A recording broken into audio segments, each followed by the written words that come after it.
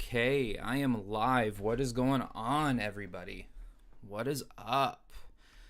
Donovan, Giacomo, AMD, Scoob, Blobbles, what's going on? Glad to see y'all here. It's going to be fun. It's going to be good. It's just, another one of those days. There's not like too much stuff to really talk about right now. There's always, actually, let's be honest here. There's always something to talk about when it comes to Warner Brothers and DC and that company as a whole. But I don't think, I think we can kind of take it easy tonight and, just talk for a little bit. Do another one of those Q&As. I did a Q&A a couple weeks ago, so why not do it again? Put in some comments, join the chat, talk to me. Let's get to know one another. Donovan, I already read all of your messages here. And there's actually one comment in particular. There was one I wanted to actually talk about really quickly.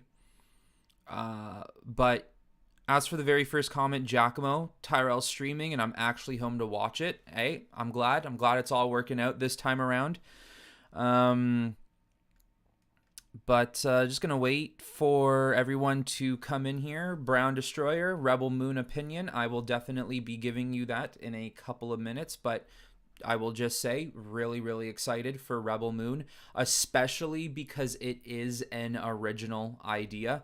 I know that at one point it was a Star Wars story, but he obviously would have had to do a lot of things to change it. So, but yeah, everybody, 10 people in here right now, I believe. So if you're one of those 10 people, thank you. Let's keep on getting everyone in. But yeah, what I was going to mention is, Donovan, I saw your first comment there, and I want to quickly say about Patty Jenkins. If you look at her IMDb, she still has no new projects ever since Wonder Woman 84. Guys, that woman, her career, I don't know what is going on with it right now. I don't know if Patty Jenkins is simply making the decision for herself to say, you know what, I'm going to take a break right now. Wonder Woman 84 didn't hit. It was not really that good of a movie. My Star Wars movie has gotten kiboshed. It's not going anywhere. How much of that is her fault and how much of that is Kathleen Kennedy and Lucasfilm's fault is a different conversation. Even though I would lean much more towards it being Kathleen Kennedy and Lucasfilm's fault. And then, of course, the whole situation with Wonder Woman 3 getting canned and this really big miscommunication on whether or not she made a bad script. It just really wasn't good, and they stopped development. If James Gunn and Safran and the rest of the studio were just like, we don't want to continue this vision, who knows what the truth is behind that story, because there's many different stories to fit the bill. But yeah, lately Patty Jenkins, she's not getting too much right now. Not getting too much. Jordan Graham, look who's in the chat. When are we getting anime content? Well, if you don't know, everybody, that's my co-host for my podcast. He just joined the chat. When are we getting anime content? We'll get anime content when I actually watch anime. So if one of you wants to maybe give me some anime recommendations, put it in the chat. I will literally write them down in my notepad here so I keep them on hand and I can watch them. But regardless, co-host of OCOT, glad to have you in here. It's good to see you, my friend. Just still waiting for a couple people to maybe jump in. Maybe we can get over 10 people. Scoob, hey. I think I already said hey to you, but hey, what's up? Hey, T.M.M, what's good? Another thing here I gotta agree with. I prayed during Comic-Con week, Rebel Moon trailer, please. Yes, 100%. 100%. Blobbles, where did you get that giant Batman poster thingy behind you? Oh, this thing? It's just a blanket. That's all it is. I have a window behind this thing. And earlier, like when I was making content, like maybe last year, maybe a full year ago or a year and a half ago by now, when I was filming, too much light was coming through the window, and it was kind of like making things look too white, like too watered out. So what I did was, at one point, I had a Game of Thrones blanket here. It was like a map of Westeros, and I got rid of that one, and then I forgot I had this Batman blanket just lying around in a closet. So I'm like, you know what? I'm very DC centric on this channel, so I might as well just throw it up. But it does its job with keeping a lot of the light coming through to the camera. So, but maybe we'll switch it up one day. But now that I'm kind of going through the comments here in order, Brown Destroyer, Rebel Moon opinion, yeah, really looking forward to it. I cannot wait to see what's in store with this brand new looking space opera. I think there is just a whole world that Snyder is going to be able to play around with. And finally, he will not have the constraints of a corrupted studio like Warner Brothers, who will tie him down into doing what they want him to do.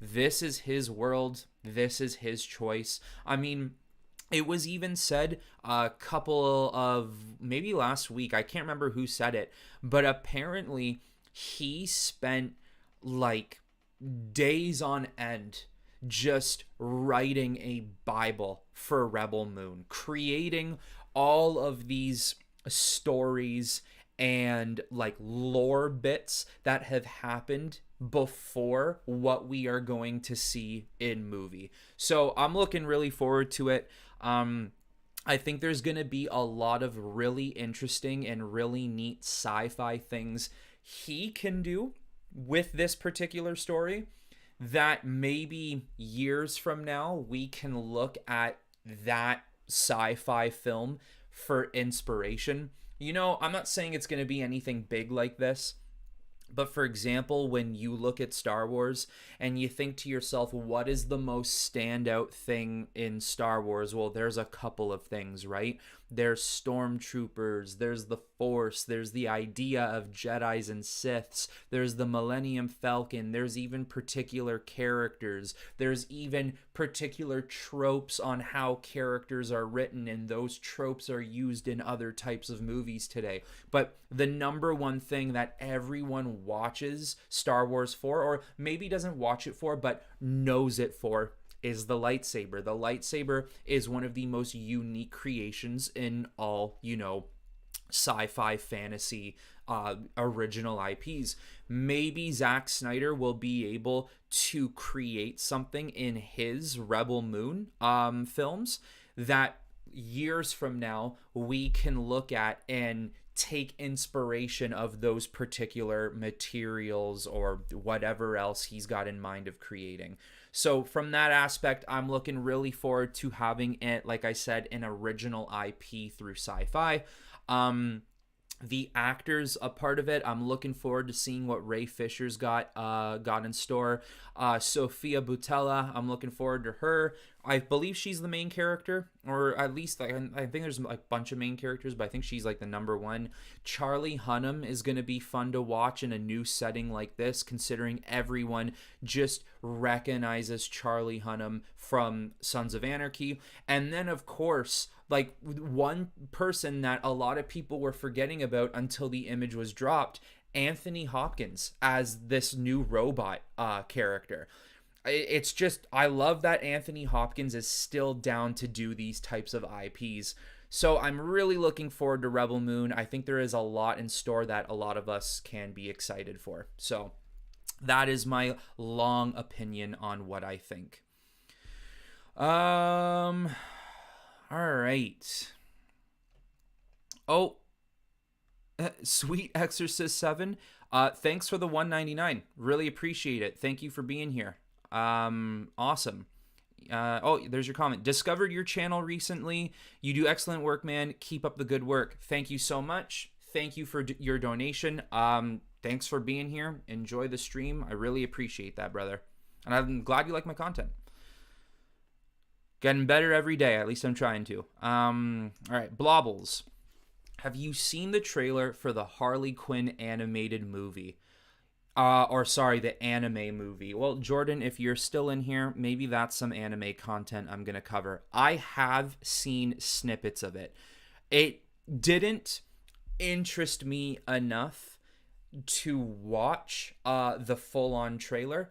I'm going to, actually, now that you mention it, maybe I'll do like a little bit of a reaction video. I know it's been out for a couple days, but I will actually write that down. That is a good idea. What was it? Joker or Harley? I'm gonna put Joker because I know he's a part of it. I saw in the trailer that he's got like a really wide smile, like, you know how we see Joker a lot nowadays, it goes from like one edge of the cheek to the other, but it's like it's makeup on, it's painted on, and his mouth is actually normal. It's interesting to, like, I don't know what the inspiration of this particular movie is going. Is it a movie or show? Regardless, it's interesting. Anime reaction. So yeah, I can't tell you much about it now, but I think I'll make a video about that. Thanks for mentioning it, though. That's something to make. Claymores, you want to get nuts? Let's get nuts. You know what? Oh my goodness, that line's gonna haunt me as a Batman fan for the rest of my life. It was already bad enough that line existed in the 80s Batman. It is what it is. We could all forget about it, but they revived it for 2023. That line's gonna be here forever. Forever. Never gonna run away from it. Brown Destroyer, do you think that it is possible to have Snyderverse movies in super realistic animation voiced by all the actors in Netflix? 100 million, thousand, quadrillion, trillion, infinite %.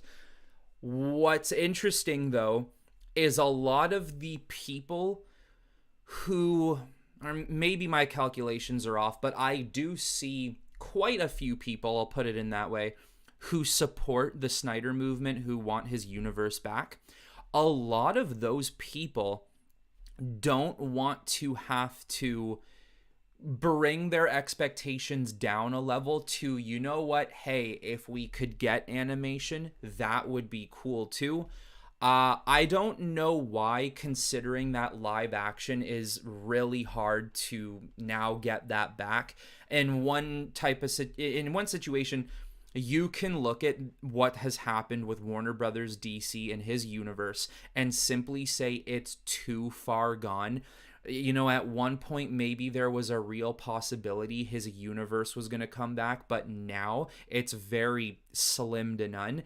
Animation, I think, would be a really awesome way to bring in the conclusion to his world and some of his ideas. It's still a form of media, and a lot of people do like animation, but it would be cheaper too, right, as live action. But for some reason, a lot of the fans don't want that. They want live action or nothing at all, which in one way I can understand.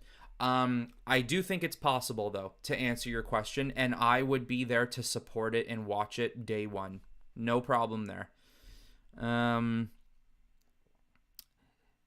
Zoo, Z-E-W, hey man, what's up? What's up? Thanks for being in the stream.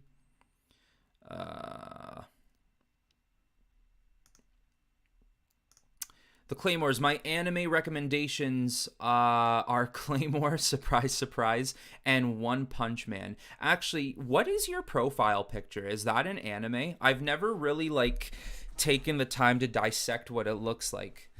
But, okay, I'll keep those in mind. Hey, T.M.M, what's good? What's up, Controller Akimbo? What's going on? All right. From Ryan, hello TMM. I know I may be the only one, but I believe DCU Blue Beetle will succeed, even though the previous DC films failed. Do you think there may be slight chance that it will be a success?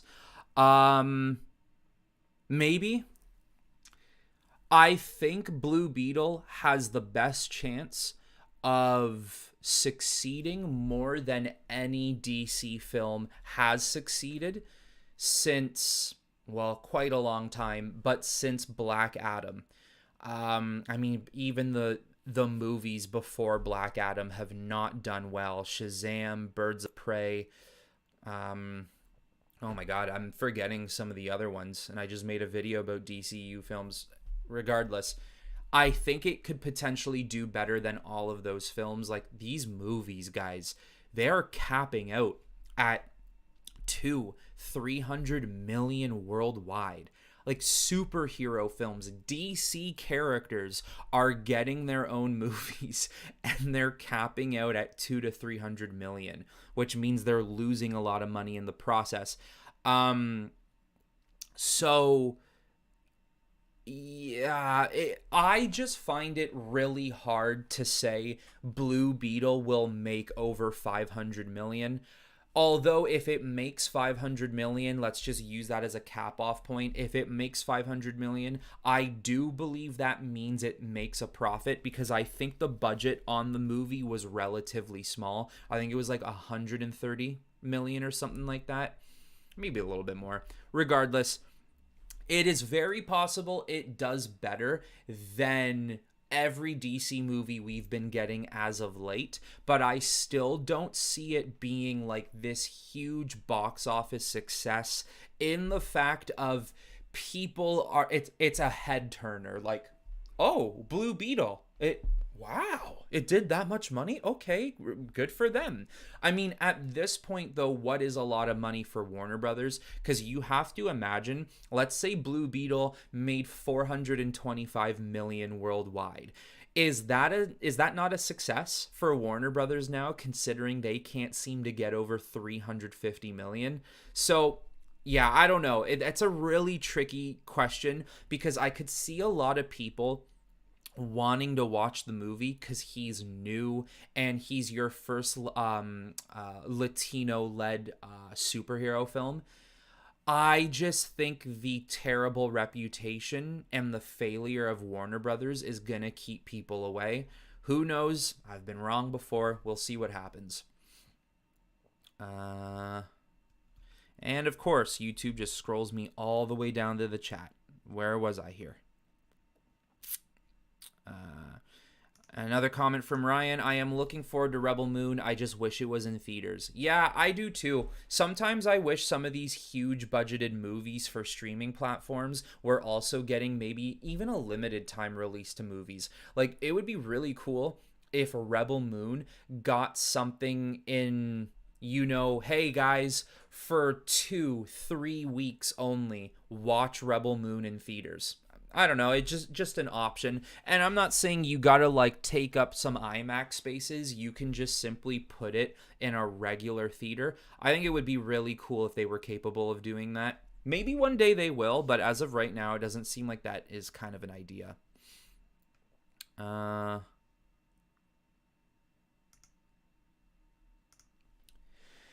Where do you think the original Star Wars went wrong in sequels? Everywhere.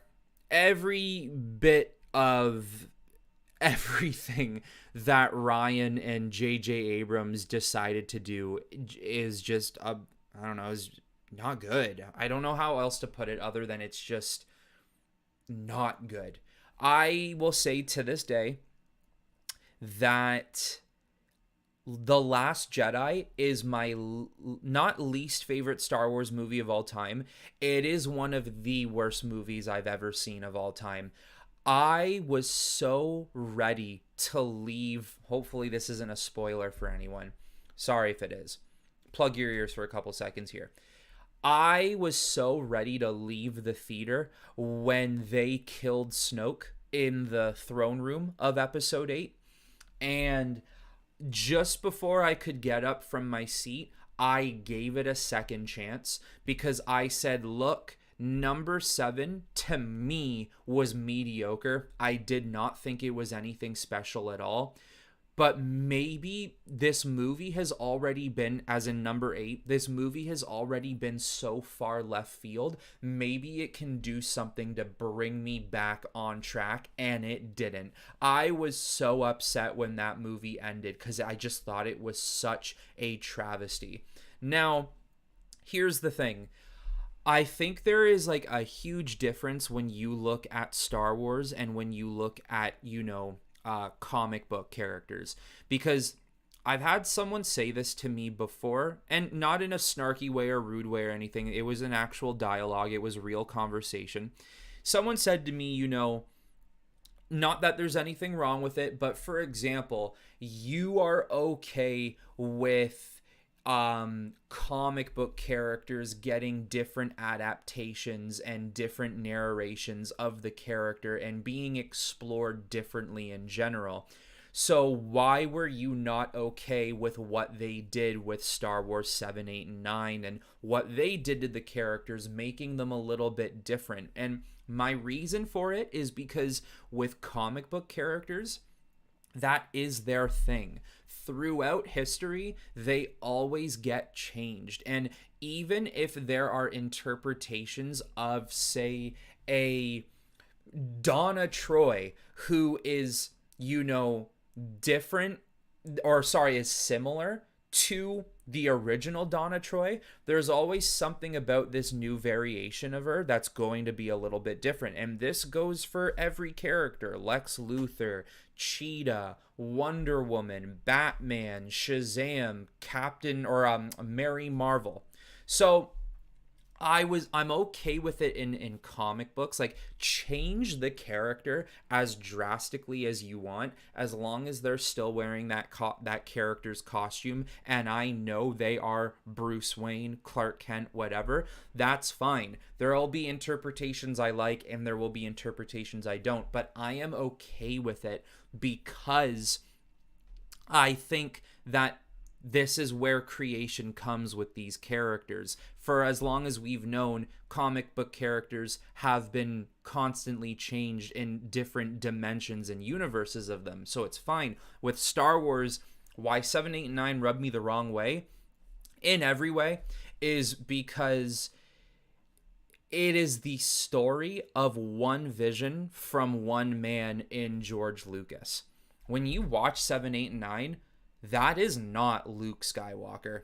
As people use the meme, it's Jake Skywalker. He is so different from what Luke is actually supposed to be. And I'm not saying Luke was not allowed to, have a hard time, have a bad day. I'm not saying he's not allowed to have that. But what I'm saying is what they did to these characters, it wasn't just a bad day. It wasn't just a hard time.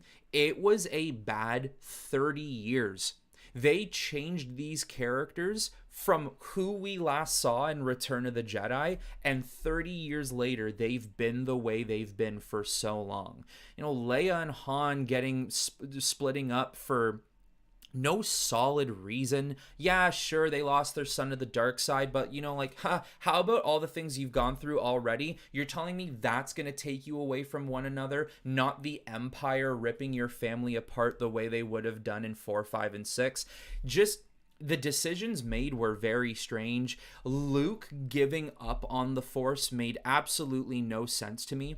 I mean, I know a lot of people are saying, or like defenders will say, the whole idea is that because he lost his school of students, it made him lose hope in the Force, and it made him want to throw it all away, and that's why he's depressed, and that's why it's okay.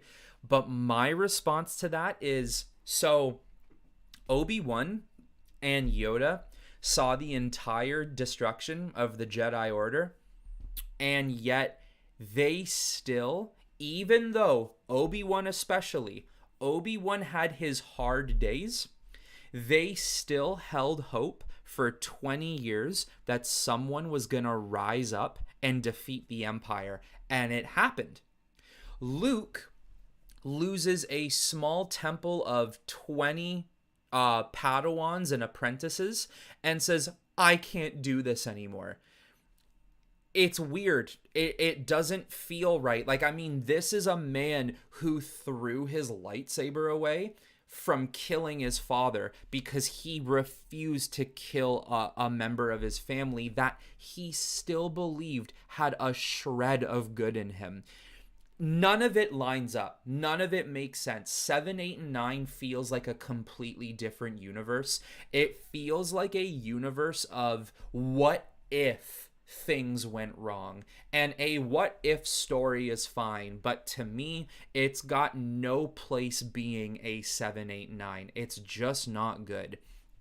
With Star Wars, the reason why I see it different than I see it with comic books is because you're following one story of these characters in which they have no other universes or dimensions of themselves. Yes, there is the decanonized Legends universe, but even then, those are far more accurate to the actual characters on screen, and those were meant to be the follow-up of 6. Those were actually supposed to be in the universe following up 6. Of course, if George made 7, 8, 9, which he would have, a lot of what happened in the comic books would have now been a universe on its own, but my point stands as even they are more accurate than what we got in 7, 8, and 9. So, long answer, short question with a long answer. They did everything wrong, in my opinion. But if you like them, you like them. More power to you. They're just not for me.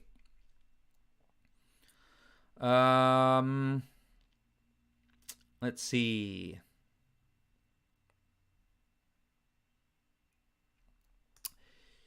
Netflix live action One Piece opinion.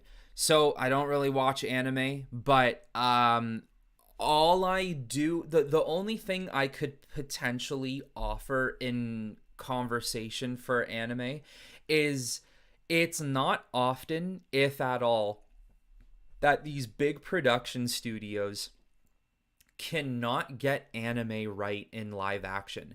They've tried it with Dragon Ball Z, completely failed. They've tried it with Death Note, completely failed.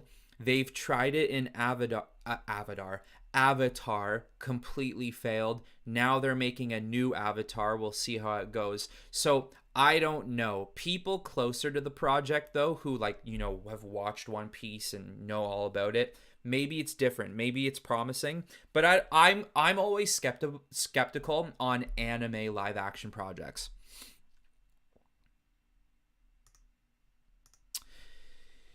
AMD, have you ever thought of writing a screenplay for a DC film? All the time, 100%. I have a Batman script that I have written, and over the years, I have actually gone in and re-edited it because it is a real passion project of mine. It is a project that I'm not going to reveal right now. It's something I want to reveal in time, sometime in the future. Maybe I find myself in a position where I get to make a Batman movie, but if that doesn't happen, I would like to even just fund it myself and maybe do an animation of it or something. So yes, I have thought of screenplays for DC. I have screenplays for other passion projects that don't even involve DC. So yes, that is a real thing. I think T.M.M wants to get nuts. Not really. Okay, where are we? Once again, the chat just scrolls away from me.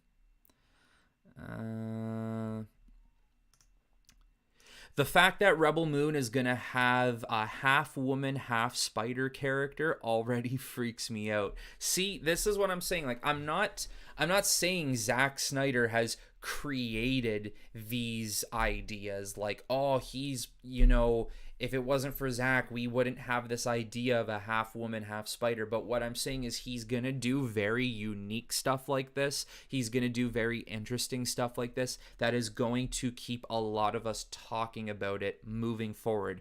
That is something that I gotta say right now, whether you like him or you don't like him, whether you like his movies or not, Zack Snyder is so good at keeping you talking about his films even years later. Guys, Man of Steel has been out for 10 years, and people talk about that movie more than they do the Richard Donner Superman.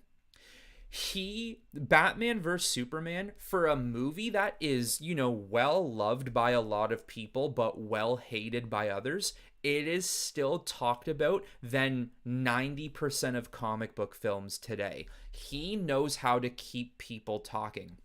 I don't even know if Zack Snyder knows that's what he's doing or knows how to even do it. Like, I don't know if Snyder is self-aware that he's good at getting his films to be long lasting, which keeps people talking about it and almost keeps it fresh. I don't know if he knows that's what he does. Regardless though, he does it and he's good at it. So maybe that's one of his hidden talents. Because all of his movies are just talked about. People talk about them all the time, no matter where you look. Scoob, do you like Legos? Used to. Now I don't hate Legos. I don't dislike Legos in any way. I just don't have them anymore. I really would not have any area to put them in. I think some Legos are unbelievably intricate. Like, I wouldn't even begin to understand how the designer of that set knew what blocks to use and knew exactly, how to start from page 1 to page 300, and you finally get this big, Death Star or something. Like, I've seen some of these Death Star Legos, insane. Some of them are so unique and well thought out. I give respect to anybody who makes them and anybody who builds them. It's definitely a fun hobby to have. So I do like Legos. I just don't have them. And I don't know if I really have the time to do them as much as I would want to. Bleeding Edge Studios, what's up, buddy? Good to have you here. If you want to see a couple of DC animated series in the DCU, what would it be? Animated series.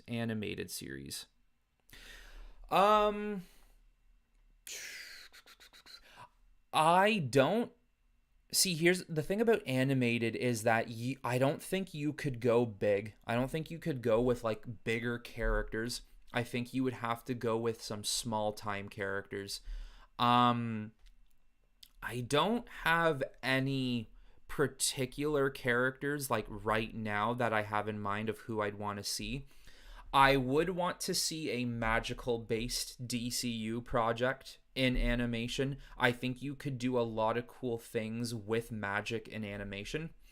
I think like a legion of superheroes would be really cool too, detailing um characters in the 31st century and their Justice League, and maybe not just any regular animation. Like, you could do some straight up CGI animation. I'd like to see something like that with those characters. That is a good question though. I'm going to keep that in mind cuz I might try and make a full-on video about that. Give me some more time to think about it.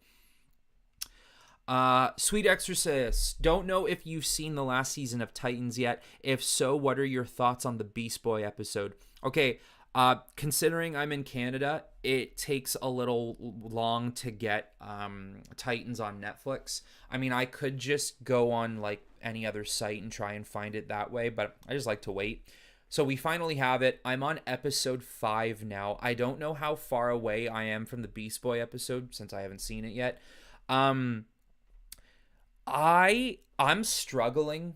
I was even actually going to mention that before I started this stream. I am like struggling to get through this season. I find some episodes, like so far there's been 2 episodes that have genuinely had me, chin on my hand, like, okay, cool. But then there are moments where I'm like, what is this? Spoiler alert, because maybe people here watch it and haven't seen it. But like, I just finished the episode where they went to the asylum to figure out some of the details on this blood cult, and they started fighting zombies. And all of a sudden, out of nowhere, zombie Deathstroke just appeared. Like, it was just such a weird set of events and such a weird moment in the show. Like, where did zombie Deathstroke even come from? Like, it was so strange. Some things they do in the show, you know what? Simply put, I think Titans is just a guilty pleasure watch of mine. I see all the problems. I don't like a lot of things they choose to do, but I just watch it because I started watching season 1 years ago. I gotta finish it now. And even though I don't love everything, there's just something about the show. Like, there's a vibe of the show that just keeps me coming back. One thing I cannot stand, and it's not even just this season, it's what they do in every season. I don't get it.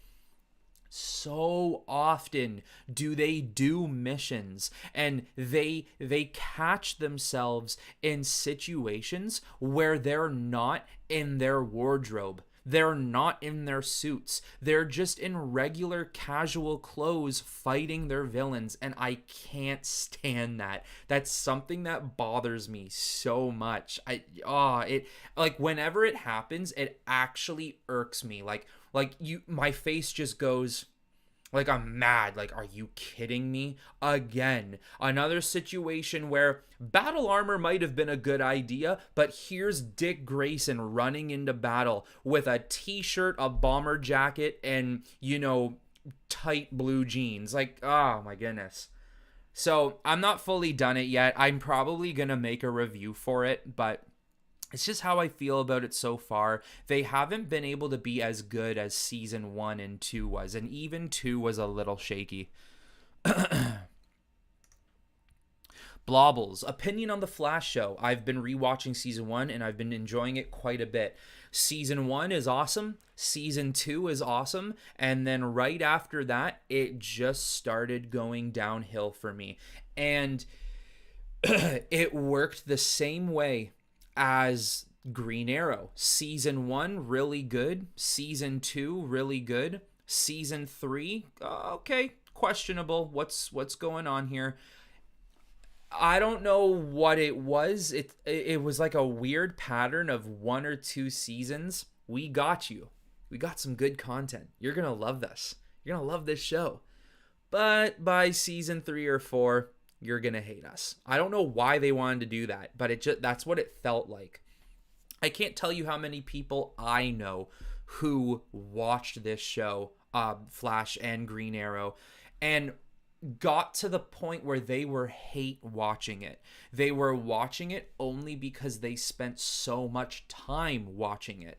Now, from what I have heard, The Flash, throughout its 9 seasons, I know it's like freshly over, or it's almost over, but it's aged better than Green Arrow. Like, apparently a lot of people say when you look at the 9 seasons of Green Arrow, a lot of it is bad, but when you look at the 9 seasons of The Flash, it's got bad moments, of course, with fresh moments and fresh takes. So, if I had to rewatch either of them, I would go rewatch The Flash, but I stopped watching it in season 2. I think I watched maybe half of season 3 and I was just over it.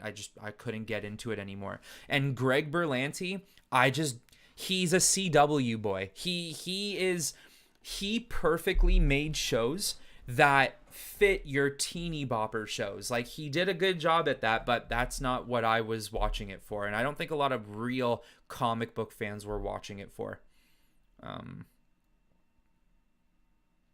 Bleeding Edge Studios, I don't know if I asked you this, but have you watched Doctor Who or Star Wars? I can't remember if it was you, but someone did ask me if I watched Doctor Who, which the response was no, I haven't watched it.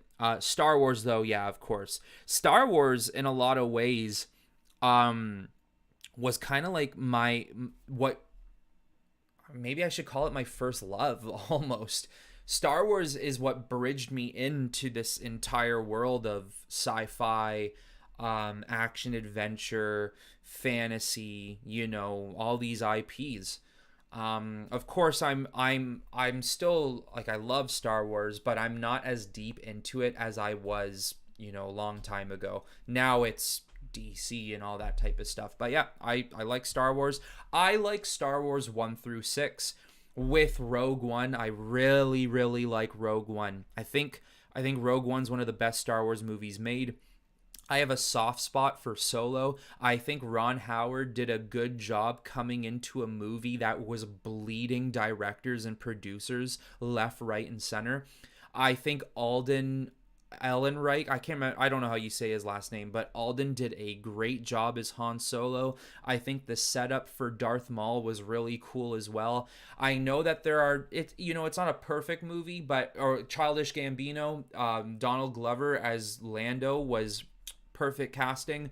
I think there are things that it's still not perfect in every way, but I got a soft spot for that movie. I do like it.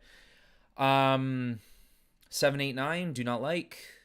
Mandalorian is hit and miss. Some episodes are really good, some aren't. What else we got? Ahsoka I'm looking forward to. Star Wars Clone Wars, once again, hit and miss, but the last season's awesome. Star Wars Rebels, once again, hit and miss, but season 2 is awesome. I know I'm missing some. I know I'm missing something. Andor, really well written show. I'm surprised how good that show was written, and I didn't need anything to tie me down to it. Its dialogue alone was a lot of fun to watch. So yes, I like Star Wars. I like a lot of the things that feel connected to Star Wars. Like I said earlier, 789 doesn't feel connected to me. So, all right. And once again, the chat just scrolls all the way to the bottom. I don't know why YouTube does this. It makes my job so much more difficult. Claymore says, my profile pic is a cool sci-fi wallpaper I found, not an anime, but it looks like the Ghost in the Shell, though, which is, yeah, an amazing. Oh, yeah, that's another one they remade into live action with Scarlett Johansson. I never watched it, but I heard a lot of people don't like it.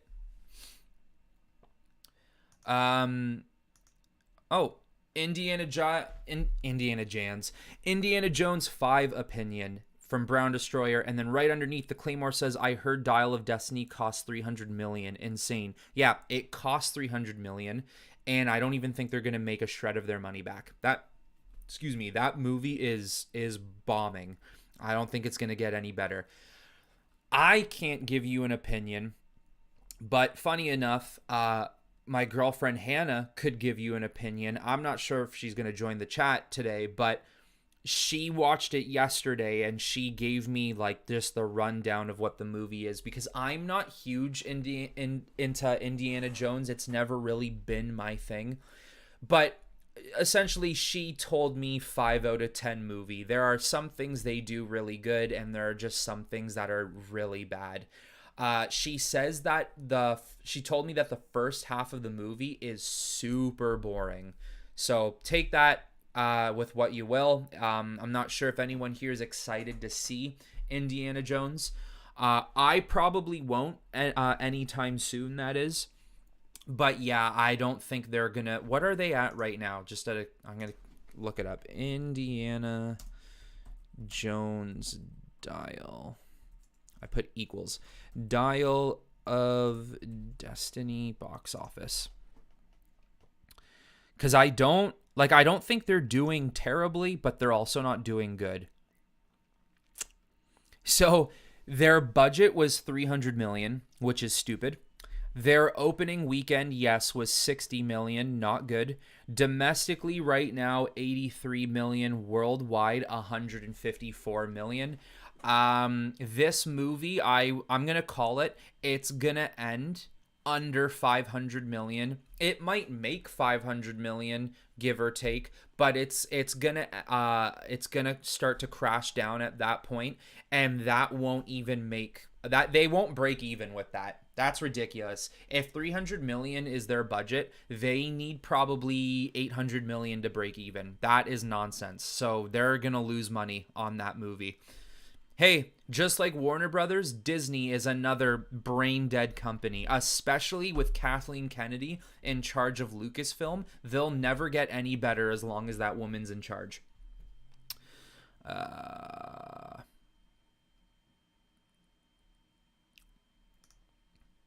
who's an underrated villain? An underrated villain. Um. Hmm.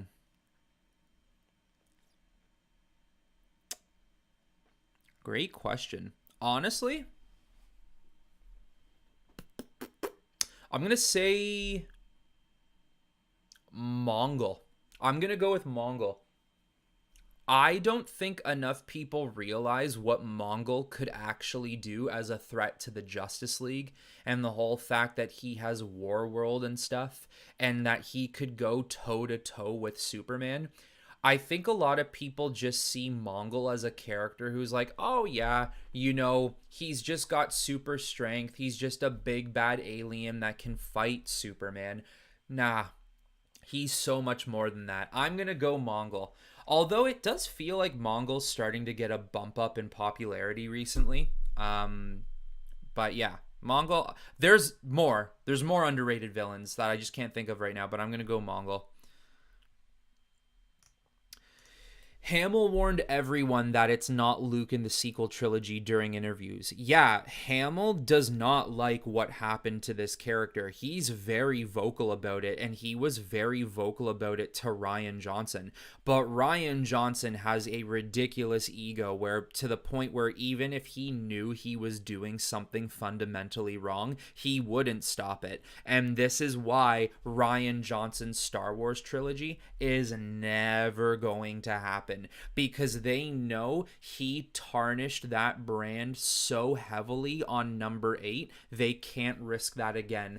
Rian Johnson even uttering star, he doesn't even need to say the wars. He could literally be talking about a star in space or a celebrity star. All he needs to say is star, and people will jump down Lucasfilm's throat and be like, don't let that man anywhere near. He said star. I don't want to hear another word out of his mouth. He's ruined his chances at another Star Wars film or a future there. And if Lucasfilm were to actually give it to him, it just shows you they're not being run properly. Dropping facts. Thank you, Donovan. I know this was probably a comment from, I don't know, 15 minutes ago, but I try my best to drop those facts. Z Productions, do you think Zack Snyder would be great for a Dragon Ball Z movie? I think he would know how to visually make a Dragon Ball Z movie.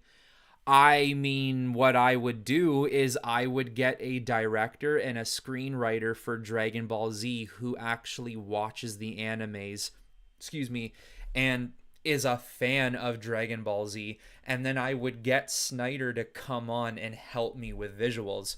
I just don't know if he could actually do a full-on Dragon Ball Z movie. You might get a lot of people being like, "Oh, Goku doesn't do that. That's not who Goku is." Because that's what everyone does with Zack Snyder, apparently.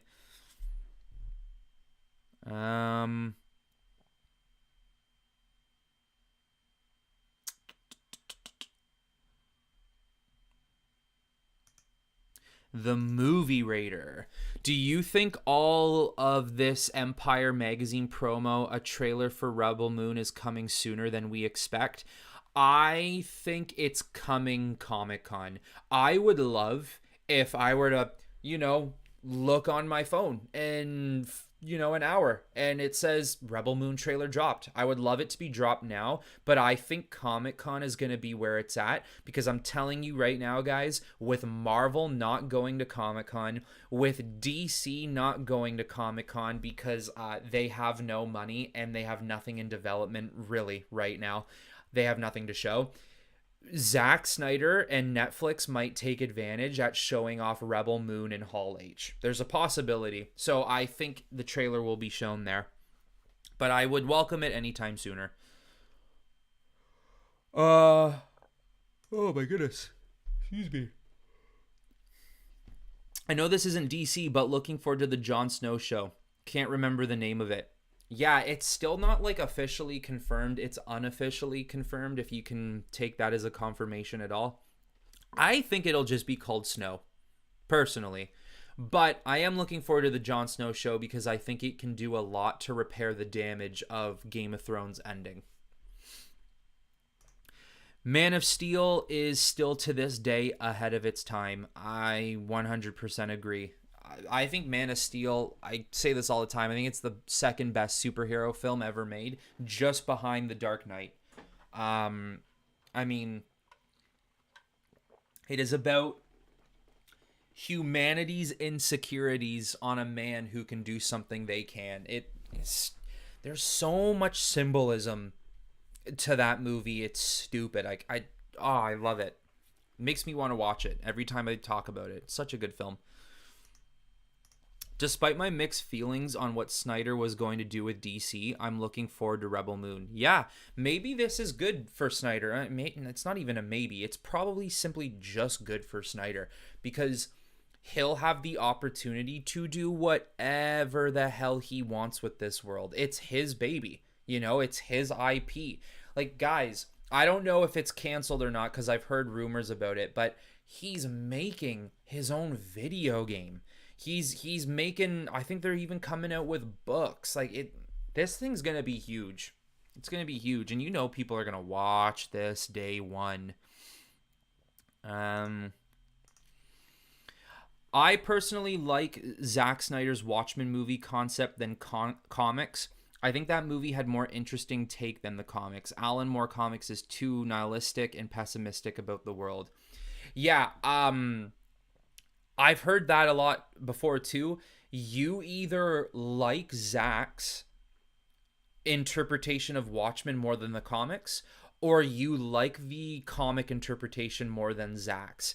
I've read the comic book only once in my life, and I thought it was all right. Like, I thought when I was done reading the comic, I was like, this is a 6.5 out of 10. Like, it's not bad. But when I watched Snyder's Watchmen, that movie to me is like a 9 out of 10. That movie is so awesome, especially his extended cut. It is so damn good. Yeah, I really like his interpretation of Watchmen. Visually speaking, too, Zack knows how to hit it.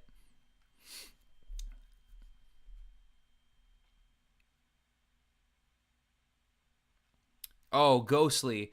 If you ever have the opportunity to watch Watchmen, give it a shot. I know it's a long movie, but I don't think you'll be disappointed.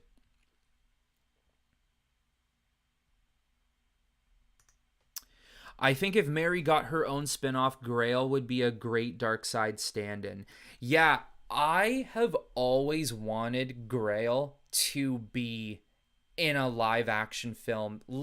We haven't even fully gotten Darkseid in a live action film, so I can't be wanting his daughter to show up in a live action film. But I think if a DC universe in film could get far enough, it would be really cool to see him and his daughter wreak havoc on Earth.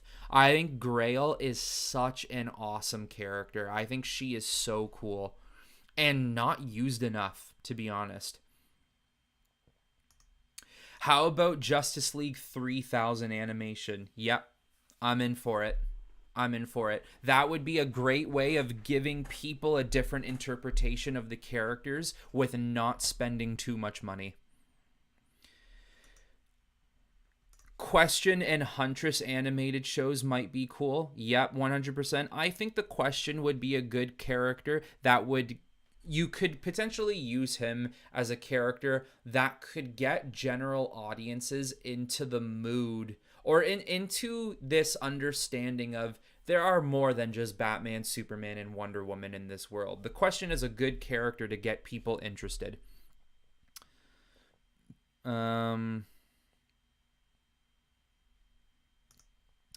Have you seen Superman and Lois season 3? I have seen the last 3. You haven't seen the last 3 episodes yet.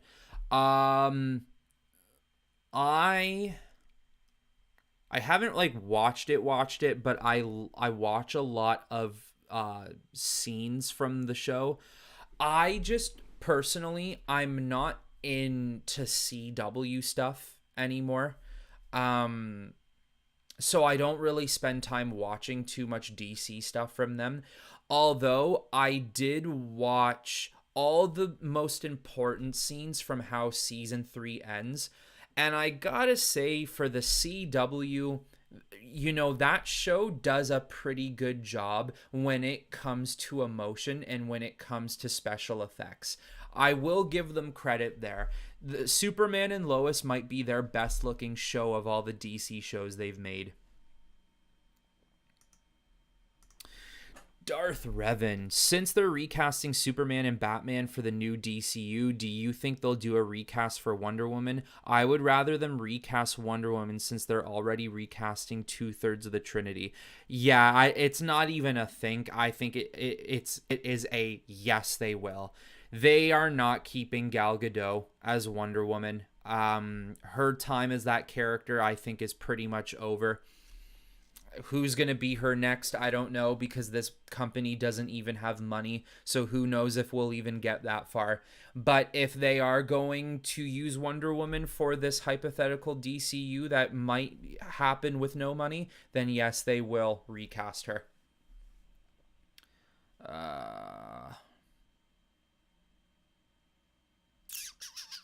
By the way, this is something I wanted to mention, guys.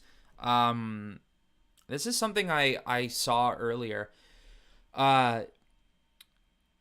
Did you guys see that apparently, I don't know like how recent this is, but apparently like it's from Grace Randolph.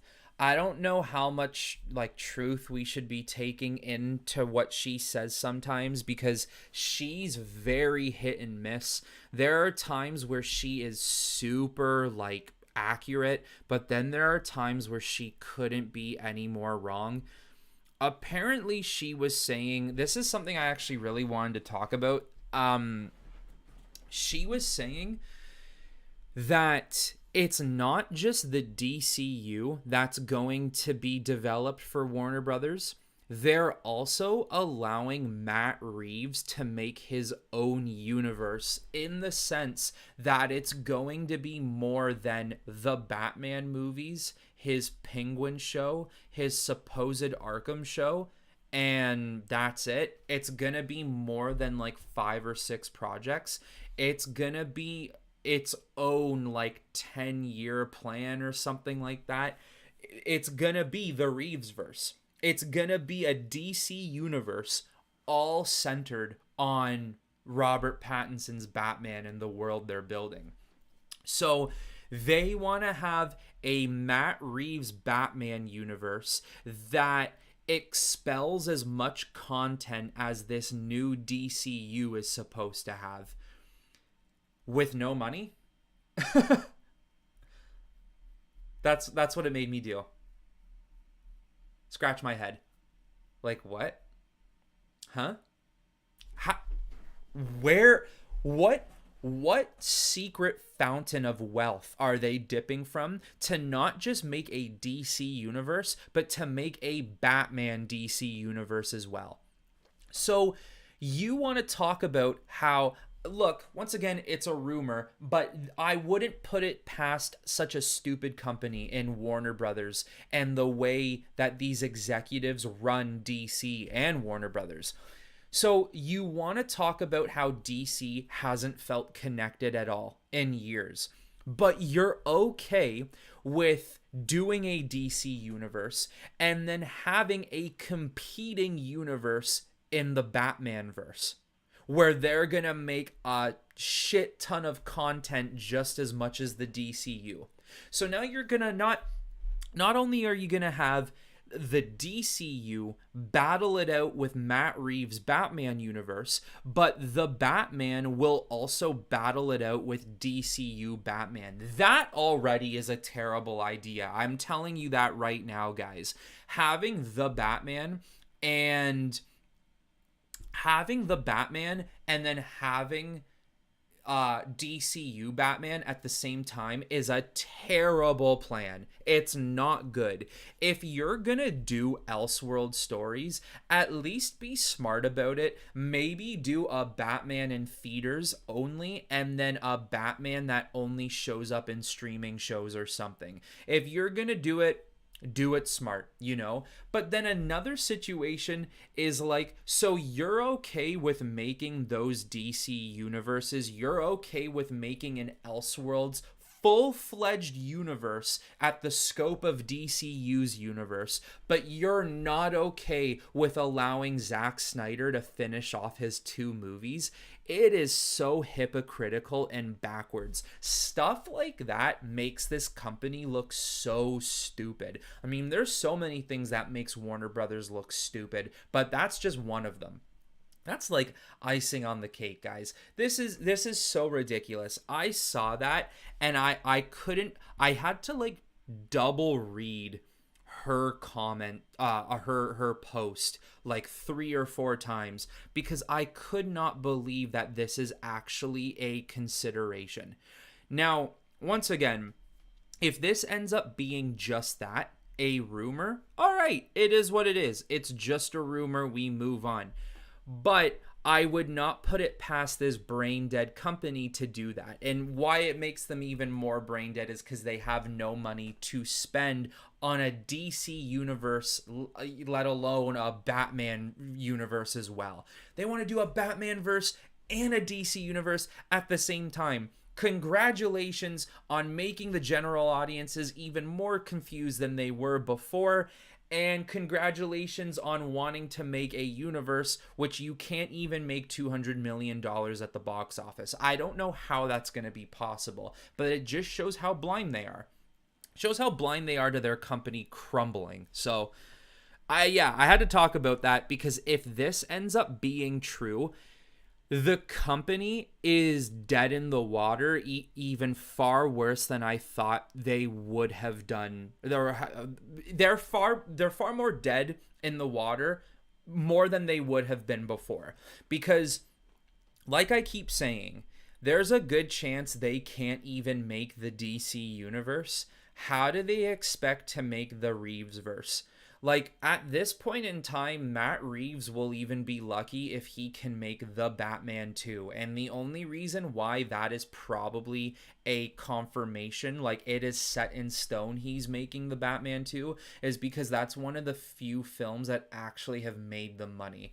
So, oh my gosh, guys, it's just so ridiculous. Warner Brothers is...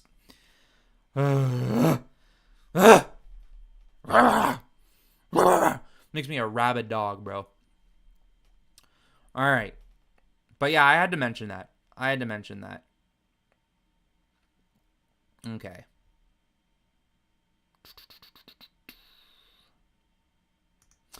Do you think that since so many Batman movies are being done, a Nightwing movie in the DCU would have been preferable? I'm okay with a Batman movie being made in a DCU for, you know, what's supposed to be the beginning of the DCU. Although a Nightwing show I would like. If Nightwing never gets a movie, a show I would really like. Kathleen needs to go from Lucasfilm 100%. Needs to go. I don't know how loud I need to say it. Needs to go. She needs to go. Let's see. I'm still excited for the upcoming Star Wars games and Ahsoka. Yeah, I'm looking forward to Outlaws and I'm looking forward to Ahsoka. They're picking it up in certain situations. It's still the film world that they can't get it right. Vincenzo, hey, what's going on? Good to see ya. Glad you're here.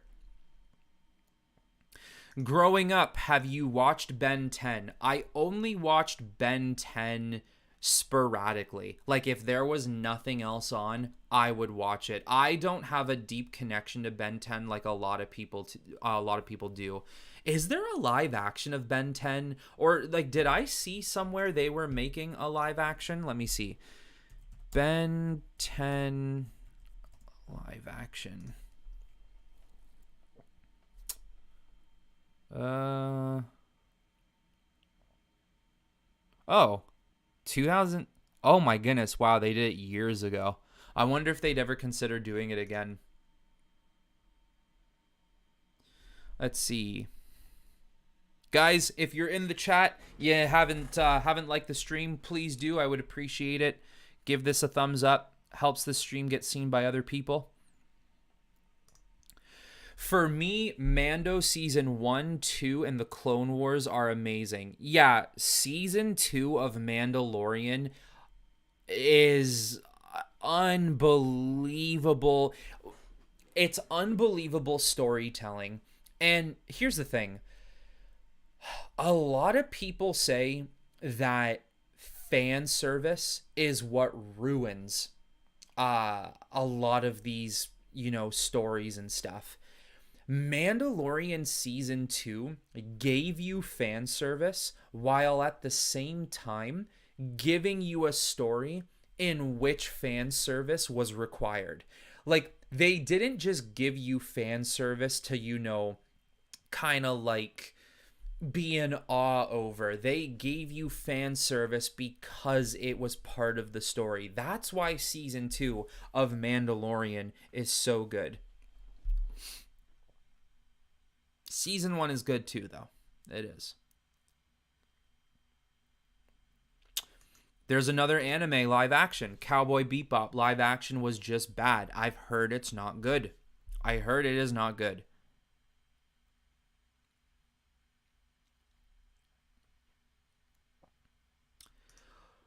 Who do you like more, Hawkman or Hawkgirl? I like Hawkgirl mainly because of the Justice League animated series. That is the main reason why. Hawkman's cool too, though. Yeah, I remember that. The Lego game for Indiana Jones. I do remember that. That's a good game. Actually, it's funny. Whenever I think Indiana Jones, I either think Raider of the Lost Ark or the Lego game. I don't know why.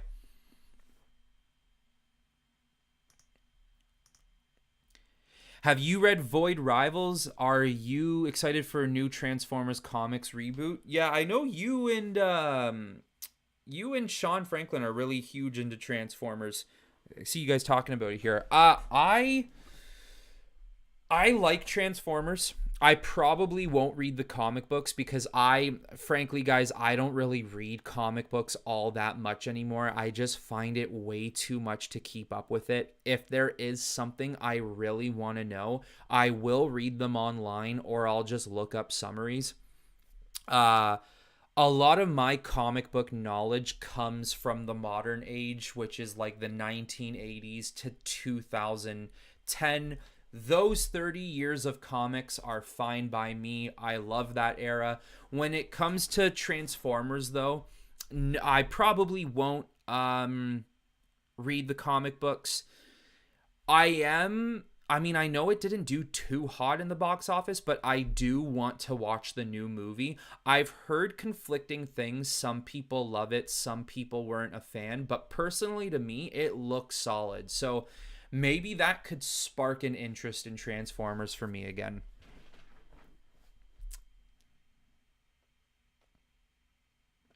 Wow. Blobbles and Scoob. Really? Mongol is a better version of Darkseid. And then Scoob says, I agree. Darkseid sucks. What? And Blobble says he's just kind of boring. Damn. What are we doing here, boys? What are we doing here? Are we serious? Wow. Wow. I'm a little shocked. But hey, it is what it is. I love Darkseid. Yeah, Claymore's hot take for sure. But yeah, I know a lot of people get really bored of Darkseid is always pinned as the Justice League's main villain. It's so boring. Like, they have other villains. I get it. I understand. I just think, though, I can't help it. I think Darkseid is like the pinnacle of all villains in DC comic history. I know we can get absolutely wild and we can start doing things like anti-monitor or Perpetua. You know, we can start going in directions like that. But I just think if you want to somewhat keep it on a grounded level, I know once you start talking Darkseid, you're kind of elevating it from there since he's like a new god, old god. But I just think Darkseid is like, he's like the top dog of villainry for the Justice League. I mean, even the guy's even fought Anti-Monitor. I think Anti-Monitor won, but still, I just think Darkseid to me is like, oh my god, big gulp moment, like we just hit, you know, the hardest threat we're ever gonna have to face.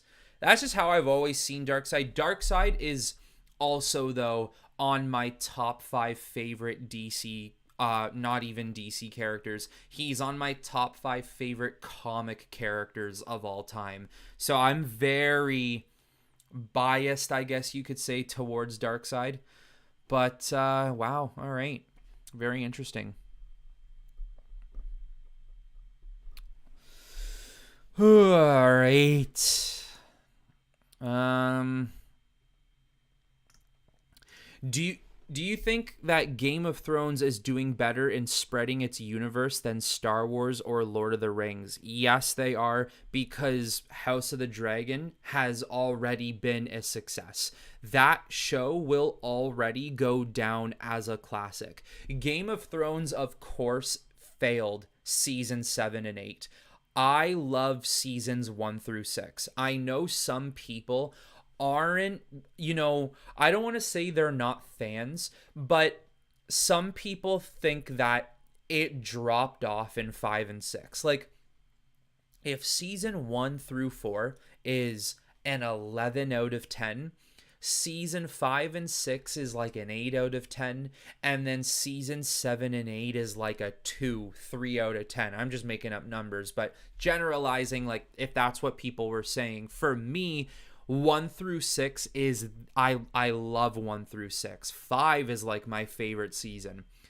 But House of the Dragon has already set their name in stone. Like, hey, this is how you world build. We gave you Game of Thrones. We're giving you a little bit of a prequel. We'll probably go back and give you more prequels, but Jon Snow is going to be your aftermath. We're going to give you the future as well. I think they're doing it right. Are they doing it a little slow? Yeah, just a little bit. But I mean, you got to take time in what you in what you're making, right? You can't just give us garbage, because 7 and 8 were garbage. So with Lord of the Rings, not many people are fond of the Rings of Power. I mean, I thought it was meh. Like, there are moments where I feel like that show is a 9 out of 10, but then there are moments where the show is like a 5 out of 10. I don't know what they're trying to do with it. It's not perfect. And Star Wars, I mean, we don't even need to get into it, but it's rough over there. Not as bad as Warner Brothers is, but it's bad over there. Are you familiar with the Old Republic and Star Wars? And if so, what do you think of it? Personally, I feel they could make an entire saga out of it. Yeah, that's what I've been saying for years. Star Wars The Old Republic should get its own 9 movies. I don't know why Lucasfilm is like, you know, choke holding that era. Like, you want it so bad, well, you're not gonna get it. And I don't get why we can't get it. It's so annoying to me. That is what would officially bring me back to Star Wars. I'm telling you guys, if they were to do Old Republic content where it was like about Jedi and Sith wars and just a bunch of Force users who run the galaxy, who run vampant around the galaxy, you would start to see a lot more Star Wars content on this channel. But because they're not doing that, I don't really have much to talk about.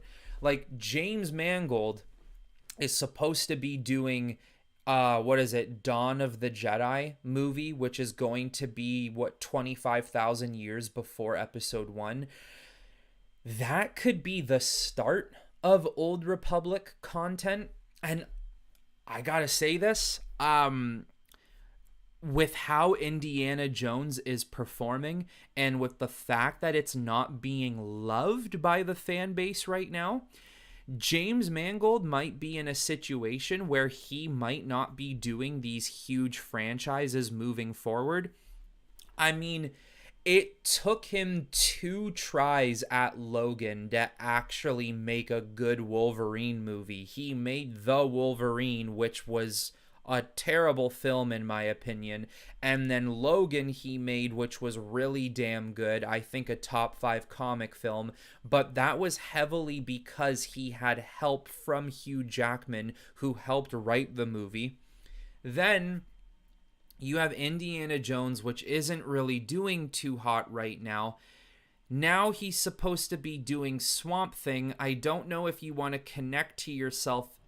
I don't know if you want to connect yourself to a director who makes these somewhat inconsistent, mediocre movies, and then now he's supposed to be doing Dawn of the Jedi. Like, I just don't know if you want to connect yourself to a guy like James Mangold right now.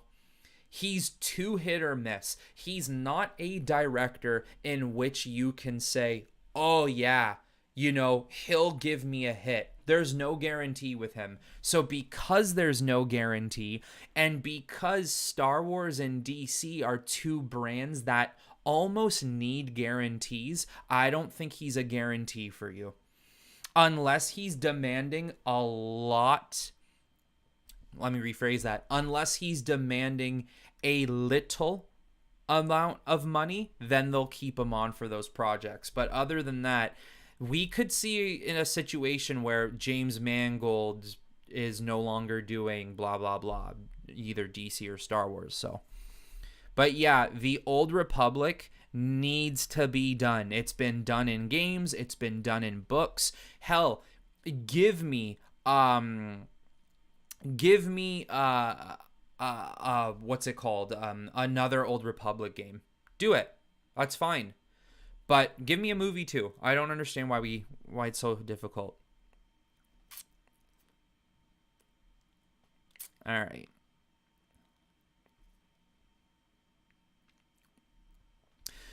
Grace Randolph, only credibility is that she is long time, and yeah, she's been doing YouTube for years. I disagree. Grace used to work for Marvel. Zaslav was talking about a backup plan. I mean, if the Reeves verse is the backup plan to James Gunn's DCU, maybe people won't like me for saying this. Just go with plan B then. Honestly, go with the Reeves verse Batman, because at least that will make you money. James Gunn's DCU has too much baggage connected to it and too much of an unknown, because there's so many questions here, right, guys? First of all, you gotta look. Superman, does it make money or no? Does it even get made because of how little money they have? Regardless if it's loved or not, where do we look after? The Authority. Do people even care about The Authority general audience wise? No. Is that going to change in a year and a half, 2 years? No, probably not. Swamp Thing, I think, is really cool for comic book fans. I think might be a bit of an interest to general audiences, but is it enough to get you involved in your universe? No, it's not. I just think the DCU has a little too much, like I said, it's got too much of an unknown factor to it right now that Warner Brothers needs guarantees. DC needs guarantees. And at least with the Reeves verse, that will give you a guarantee. The James Gunn's DCU won't. But of course, Warner Brothers is so stuck on this idea of getting a DCU. And I want a DCU. But no matter how hard they try, they can't get it done. They keep failing. So I don't know how viable it is. How many times are they going to try rebooting the DCU? Over under 9.5. I'm going to take the over.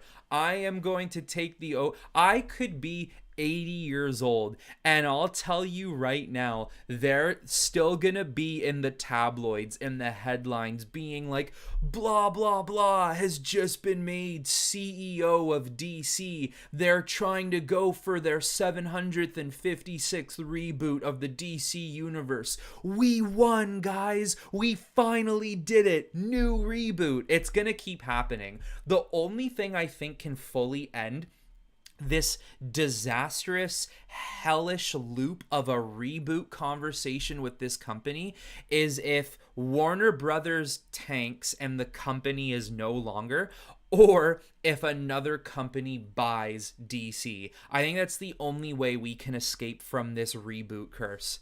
I am taking the over. I don't know how much money I should put down on it, but I think I could get rich if I even put $10. Last I heard, Brave and the Bold is years away. I thought originally that movie was supposed to come out in 2026, although what I did hear is that the casting for Batman is miles away. That is one thing I think is guaranteed.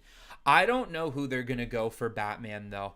Because I still think they're going to want to go for someone who's maybe mid 30s. I don't think they're going to go for someone in their 20s. I don't think they'll go for someone in their 40s either. I think it's got to be the 30 range. Love your honesty, T.M.M. Awesome. Thanks, AMD. That's what I try to do on this channel. I'm always going to be honest. I'm going to speak how I feel. Have you watched the new Transformers movie? No, I haven't, but it is something I'm going to check out when it's gone from theaters. It's just going to be a movie that I think I'm going to be like, I don't really have anything going on. I'll throw it on right now. It looks all right, though. Warner Brothers is so good at losing money. They're so good at it. Yes. Yes, they are. They are so damn good at it. They should be in the record books for most, one of the most knowable companies to mankind loses money. Their stock goes down every day. So, I mean, good on you. Zaslav and everyone else who runs that company, good on you. Actually, speaking of which, did you guys see that a GQ article was released about Zaslav and about how terrible the Warner Brothers company is? And the editor-in-chief of GQ got his employees to take down that article smashing Zaslav and Warner Brothers because the editor-in-chief of GQ is producing a movie for Warner Brothers. Unbelievable. Unreal.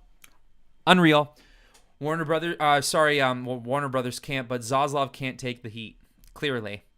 This is what happens when you join an already terrible company and you fill it with people who have the same... It's new faces, same regime in DC and Warner Brothers. Nothing has changed. I don't care how they want to paint it. Nothing has changed. They need a fresh start, like a nuke needs to go off in that company, and new people need to find it. Needs to go. Kathleen Kennedy sucks. Yes, she is a fine producer from a bygone age, but now it is over. I'm not saying she can't produce movies, but she is a terrible CEO of a company who is losing brands right now and is not moving forward anywhere with ingenuity in Star Wars and Indiana and what is it? What's the Willow and all that stuff. So, yeah, they got to get rid of her. They should have got rid of her years ago.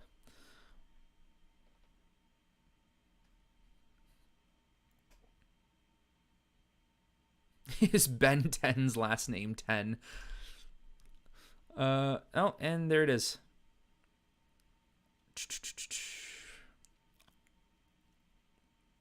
Donovan, you probably sent this a while ago. You got to go. Till next time. Thanks for being here, though, brother. Appreciate it. Did you ever play the Lego Batman game? Yeah, I've played all of them. 1, 2, 3, and I've platinumed all of them on PlayStation because I'm a PlayStation player. I always make it a point, always, to platinum anything Batman related.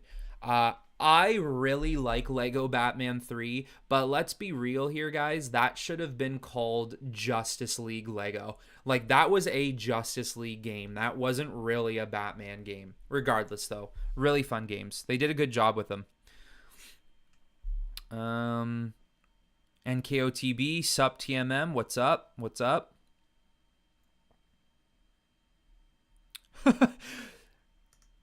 Reminded me of Seinfeld when George wanted to name his kid Seven. Oh, that's a good show. Its comedy has aged like fine wine, too. What's the best game you played? What's the first game you played? Mine was Halo. The best game I have ever played in my entire life is Mass Effect 2. Mass Effect 2 is the absolute best video game franchise I've ever put my hands on. I've said this before on my channel on another live stream, and if for anyone who wasn't there on that live stream, I know Claymores was there. I know Claymores was there when I said it, but I gotta say it again. There are days where Mass Effect is much more of an important franchise to me than DC is. And that is mainly because Warner Brothers keeps tarnishing it for me. But my God, I love Mass Effect so much. Mass Effect 2 changed my life. And it changed the way I looked at story and world building. So Mass Effect 2 is the best game I've ever played. The first game I ever played is... when I was like really young, my mom would throw me in front of a Super Nintendo and I'd play Mario and stuff. But like what I can actually remember getting my hands on and like memories that I have built from playing my first ever video game, it's either Crash Bandicoot or Spider-Man 1 on the PS2. One of those two games was the first game I ever played. But for you, Halo, that's a good choice. I'm not an Xbox owner. I've only played Halo... I've played Halo 1, 2, 3, and ODST, and I've watched the entire playthrough of Reach, but I loved Halo 1, 2, and 3. That is another good play. That's another lot of fun.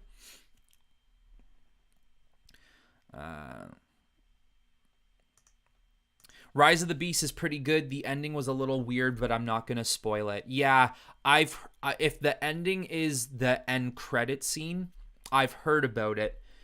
It's interesting. I just wonder if it's going to work, though. That's the problem. Connected universes nowadays, guys, it looks like people are starting to wean off of the connected universe phase.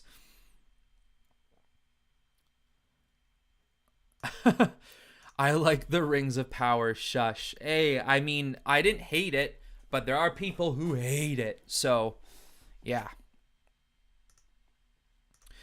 Why don't you think Warner Brothers is not making a Mask movie now that they don't have any money, but they could have done 5 years ago at least? OG Mask movie was closest night. Yeah, I don't know.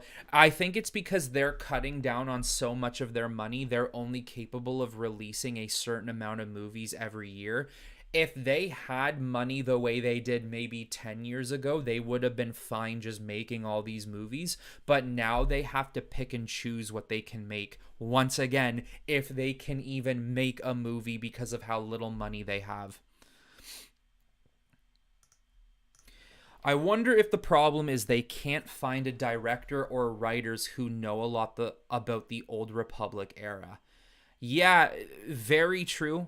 Maybe for some reason in the industry, there aren't enough people who are interested in the Old Republic era, since for some reason they love sticking between the 4 through 6 era. Or sorry, the 3 through 6 era, because there's that 18 years from 3 to 4. Um, Maybe that is the case. Maybe that's the problem. If that's the case, I will join the film industry and I will do some writing and directing of the Old Republic era, because there's so much juicy content you can do. We can go through Darth Bane, we can do Darth Revan, we can do Darth Treya, we can do Exar Kun, we can do characters we haven't even seen through material yet. There's so much world building you can do there. So I put my hand up in, voting to do a world like that. Have you watched the Lost TV series? Oh, yes. Yes, have I ever. I watched Lost when it was originally on. How long did it last? 5 to 6 seasons.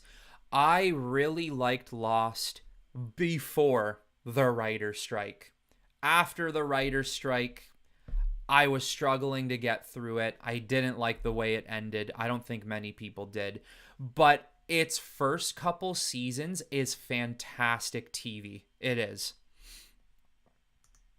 The Claymores. I read a book set on Sith world, an entire planet of Sith with such a cool setting. Loved it. Probably Korriban. Maybe there's another Sith planet, but Korriban is the classic one. I have these 2 Star Wars books. One for Jedi, one for Sith, and there's a bounty hunter one I don't have.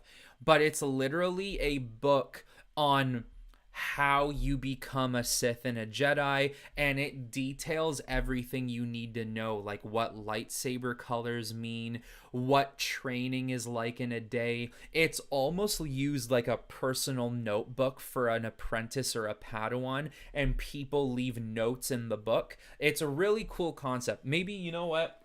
One day, it's somewhere in my room, I'll try and find the books and like post it on the community so you guys can see what it looks like. Or maybe on one of my live streams I'll bring them on. But it's a really cool book.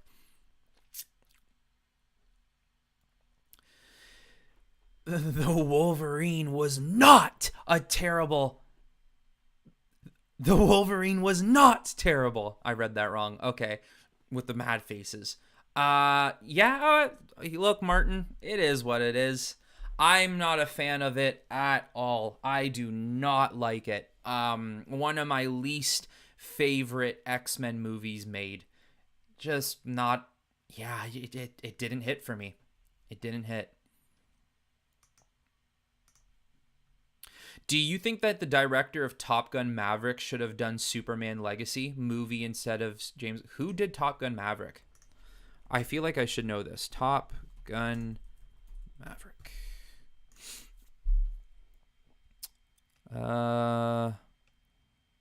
Joseph Kosinski. What has he done? Man, that movie made 1.4 billion. Wow. Okay, so he did Oblivion, he did Tron Legacy, which I actually really like Tron Legacy. I think it's a fantastic film. I don't know maybe if he should have done Superman Legacy, but this is another interesting thing. Someone on Twitter put up a conversation they had with Christopher McQuarrie, who's making the Mission Impossible movies. I don't know how recent this is, but someone asked him about his Superman pitch, and he said it would take way too long to explain in the post, but him and Henry Cavill tried to pitch it to Warner Brothers, and because of how much of a mess Warner Brothers is, they just didn't take on the project. I think Christopher McQuarrie would have been a really good choice for Superman. My choices for Superman are Christopher McQuarrie and Matthew Vaughn, because I think Matthew Vaughn could bring a really interesting taste to a Superman film. If not for Zack Snyder, because I would have loved to see what he would have done for a Man of Steel 2. Like, I know Batman vs. Superman is like a Man of Steel 2, but if he had his full-on own movie, I would like to see what it was like. But he maybe could have done a good job.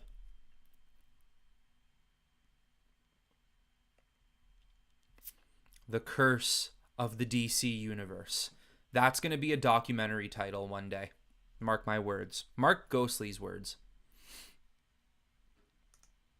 I hope they pick Carl Urban as Batman. He would be a damn good choice. And right under you is Mateo Fernandez, who says, "What are your thoughts on Jensen Ackles' Batman?" So first of all, Carl Urban as Batman.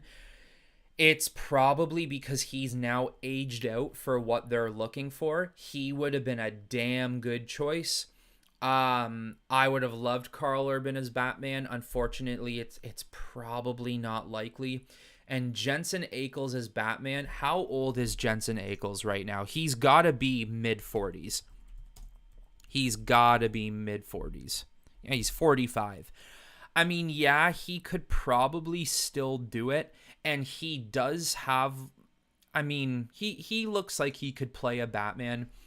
I've never, like, I think Jensen could play, like I just said, could play a good Batman, but I've never understood the literal diehard fascination of Jensen Ackles as Batman or nobody. I've never really got it. Would I complain if tomorrow they said Jensen Ackles is Batman? No, I wouldn't complain at all. But yeah, I mean, if I had to choose between Jensen and Carl, I think I would pick Carl. Blobbles, have you seen The Boys? Of course I have seen The Boys. And when The Boys trailer hits, whenever they choose to release the trailer for season 4, you can bet your ass I'm gonna make a reaction trailer. I love that show. You can bet your ass I'm gonna make a review for season 4 as well. The Boys is awesome. It's some of the best superhero content you can get because it's more than just superhero content. It is the complete opposite of what superheroes should be. The Boys is so good. It is a fresh take on comic content in a world where a lot of comic content feels the exact same over and over and over and over again.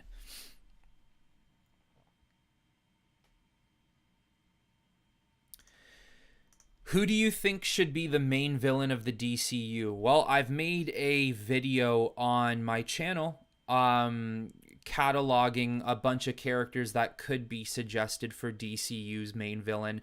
Personally, me, if I was making my own DCU, I would have it be Darkseid. I love Darkseid. He's one of my favorite characters of all time, and I think one of the most deadliest characters to the Justice League.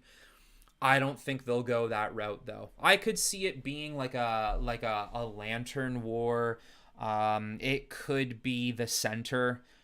It could also be Legion of Doom. I don't know how you would make that a big bad at the end of 10 years. You're going to want an overarching villain that affects the entire world. So there's a couple. The White Martians is an option. So yeah, we'll see.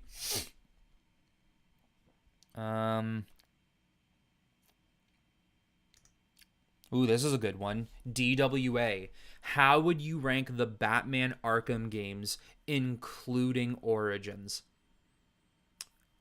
I have a couple of different rankings because I find it so hard. And yes, I've already thought about this before. This is why I'm somewhat prepared.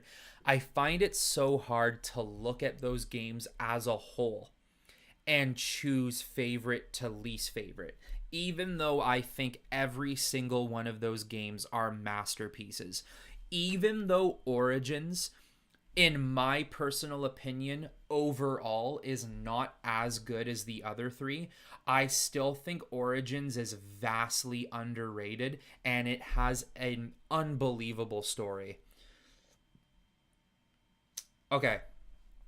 Gameplay wise, for me, gameplay wise, it goes Arkham Knight, Arkham City, Arkham Origins, Arkham Asylum.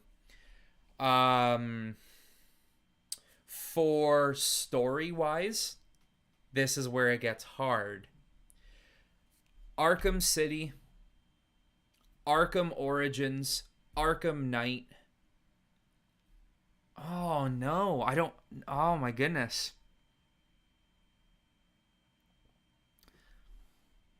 Arkham City. Arkham City, Arkham City, Arkham Asylum, Arkham Origins, Arkham Knight. Oh my god, that kills me though, because I love the story in Arkham Knight. I actually think it's really damn good. I love the whole interaction with Joker being in his mind. I love how Scarecrow has become much more philosophical and just a much more of uh, a scarier villain, a darker villain than what we saw in Asylum. I don't know. I like the Arkham Knight, even though we were duped into believing he was going to be someone new and he ended up being Red Hood. I still like it. That is a really hard question. All right, this is subject to change, but I'll go games as a whole. Um, I'll go. Why did you do this to me? This is so hard. Arkham City, Arkham Knight, Arkham Origins, Arkham Asylum.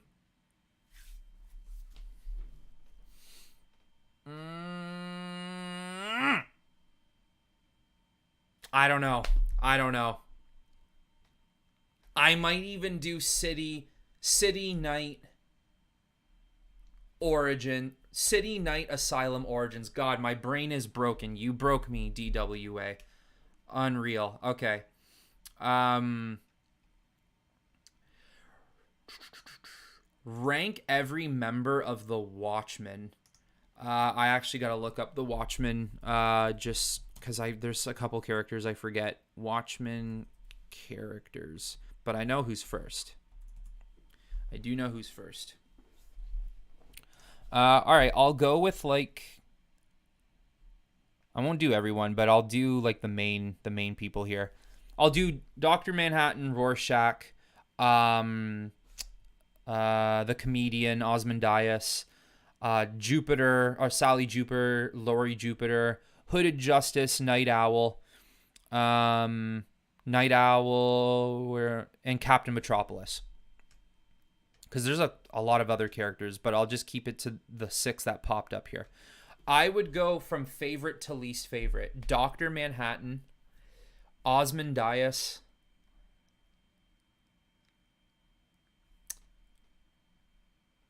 the Rorschach,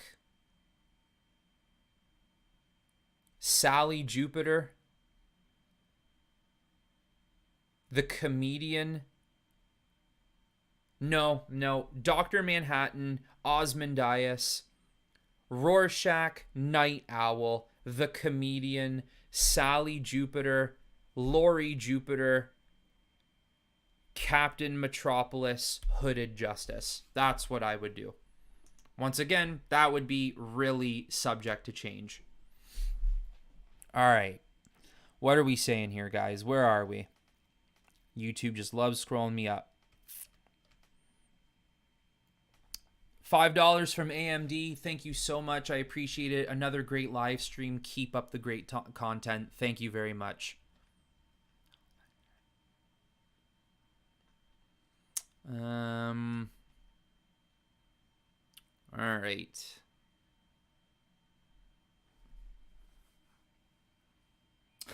Yeah. I miss the days when movies weren't all the way franchises. That's all that matters now. That's all people really care about is just franchisees. That's all people want to I don't even think that's what people really want to watch. I just think that's what franchises think, and it's slowly coming to an end. I still think there's a market for it, but we might see it die down soon.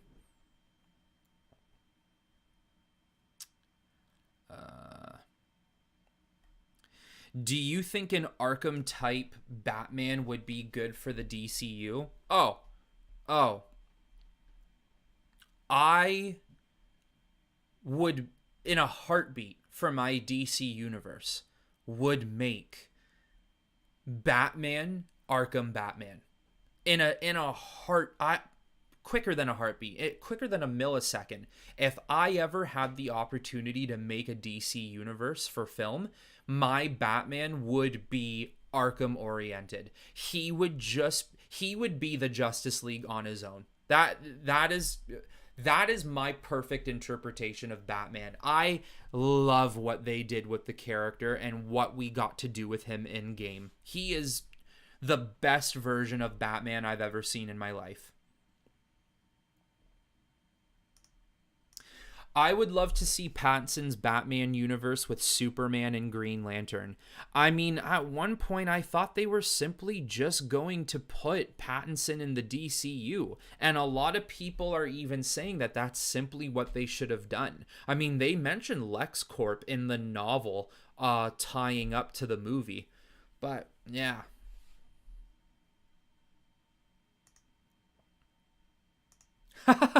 bro had to say Wolverine is one of my least favorite X-Men movies because Dark Phoenix exists.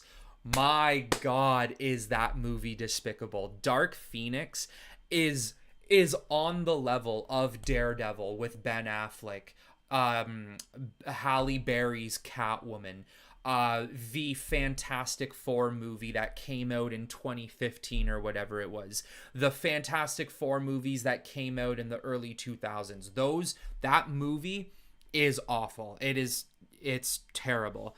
And Claymore's brother, $5. Thank you so much. Agree with AMD. Great stream. Thank you. I really appreciate the support, guys. Thank you for being here. Thank you for being in this stream, keeping me some company. Let's keep it going for a little while longer.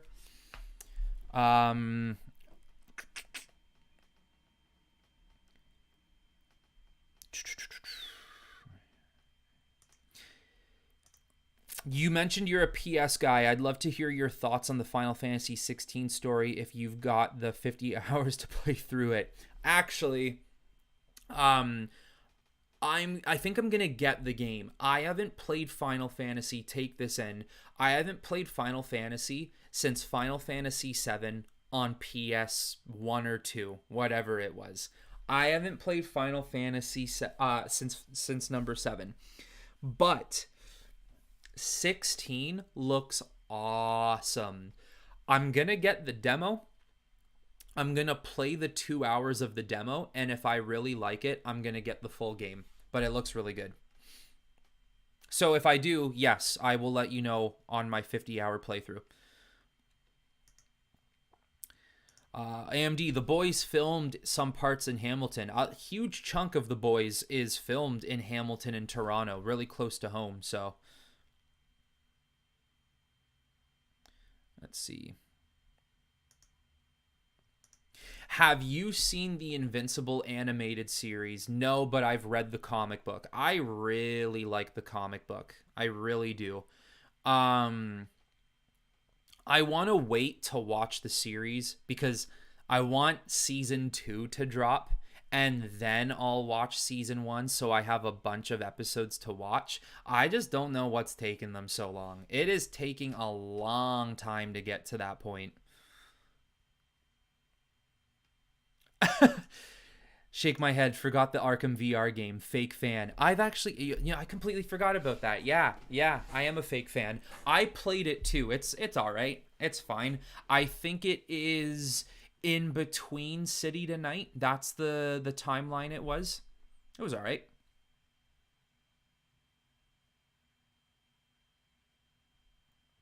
Do you like Tom Holland's Spider-Man? I hate it. I don't I don't hate it, but I certainly don't love it. He's just there. He's just like, I love seeing Spider-Man on screen, especially now since he's like one of the better characters remaining in this MCU. So when he's there, I'll enjoy it, but at the end of the day, I don't love him as Spider-Man. Like, It's not even just so much Tom playing Spider-Man, it's just the way they made this Spider-Man, how he's basically Iron Boy Jr. I mean, now he does seem to be fitting the mold of more of a Spider-Man look to him, but that's mainly why I don't really like Tom Holland's Spider-Man. It's not even so much Tom, even though I don't think Tom is the perfect choice for it, but that's just how I feel. Uh,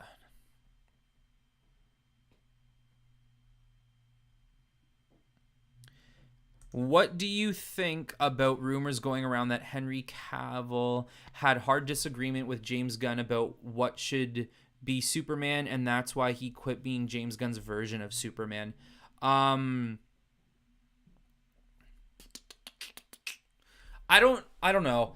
I feel like maybe there was a huge disagreement. I mean, there's even this rumor that's been floating around lately that Christopher Nolan got into an argument with him or maybe someone closely connected on why it was a big mistake recasting Henry Cavill.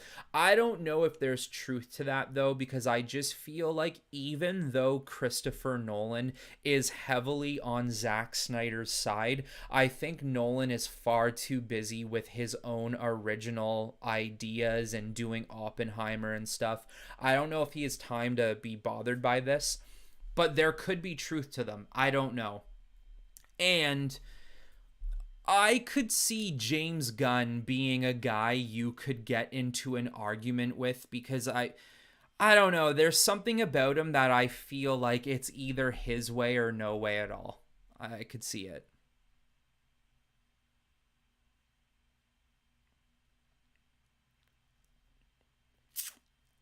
Mm, yeah, I kind of like the Daredevil movie. It's a guilty pleasure. Yeah, I'm not.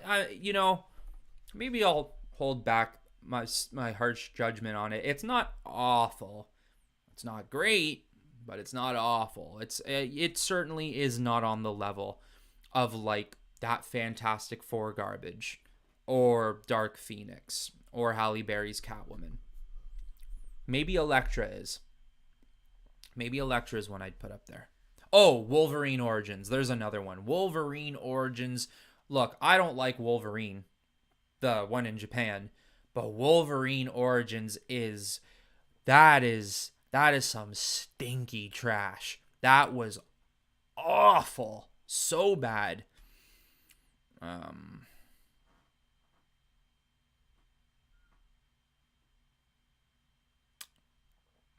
I recommend FF16. Okay, good to know, Claymores. Good to know. Um In my honest opinion, I think Tom Holland would have been a good fit for Nightwing. Yeah, I think so too. I think Tom Holland could have been a decent Nightwing. I could even have seen Tom Holland as a Tim Drake potentially. I think Tom Holland could be many. He could fit the mold for a couple of characters. Um, there's someone I really had in mind. I don't know. Now it's blanking on me. But yeah, as a Robin of some sort, I think he could be.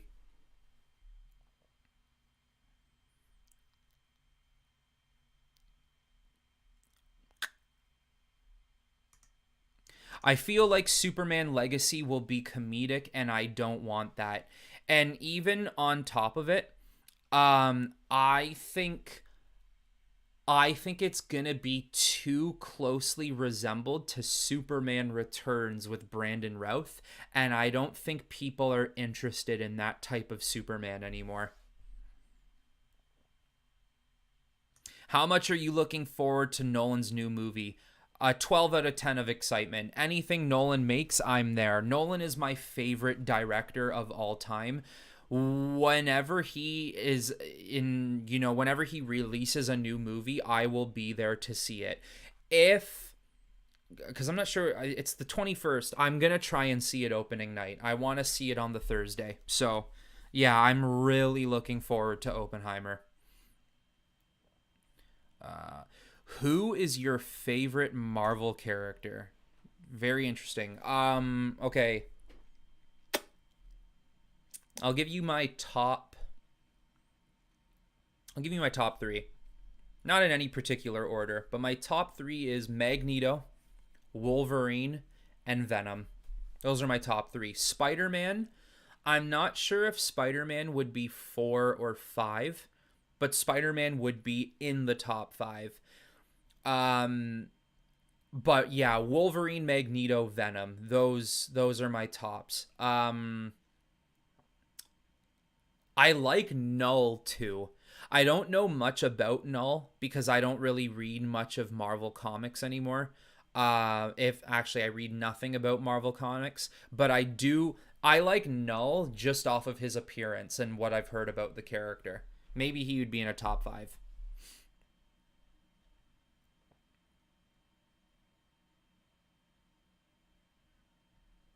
Do you think James Gunn should keep Sasha Calle for Supergirl in the new DCU? I loved her Supergirl. A lot of people did. A lot of people did like her. Apparently, there was a rumor going around that she has already met with James Gunn about her future as Supergirl. Who knows how accurate that is, and who knows if they've come to an agreement? I'm not sure. Something tells me that if that Supergirl movie ever gets made, it's not going to be Sasha Calle. I don't know why. I don't know why. It's just a feeling I get. I wouldn't mind it if she stayed though. The only good thing about Wolverine Origins, he was naked. LMFAOOO. Oh yeah, fantastic. One of the best parts by far. Absolutely. I rewind that part all the time. Have you seen What If Marvel show? Yeah, I have. I think I finished it too. Yeah, it was interesting. It was interesting. I think there were a couple of What If episodes that could have been a little more exciting. I think they could have done a little bit more with it. Um Doctor Strange's episode was depressing. That was a depressing episode. There were a couple of cool ones though. I'd like a season 2. I think what ifs are so interesting. I think they're so cool.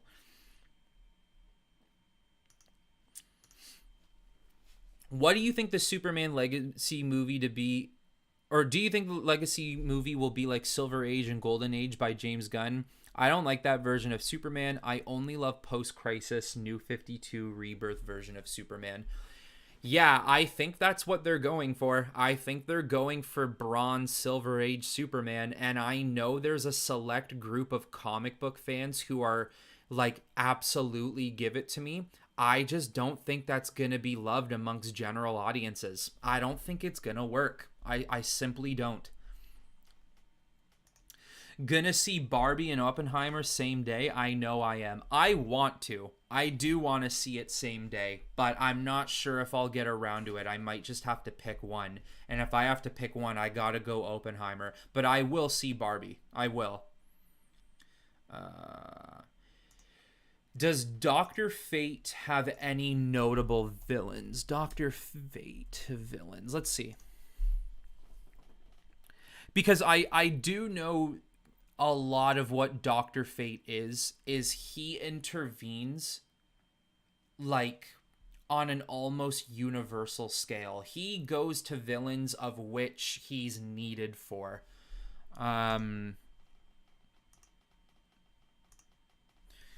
The ones that immediately pop up. So yeah, Darkseid Anti-Monitor, of course, because he has to involve himself. There is Eclipso, there's Wotan, there's Mordru, there's Dr. Destiny, Abracadabra, Dr. Strange Fate, Kronos. There's a couple. He's got a couple of notable enemies to himself.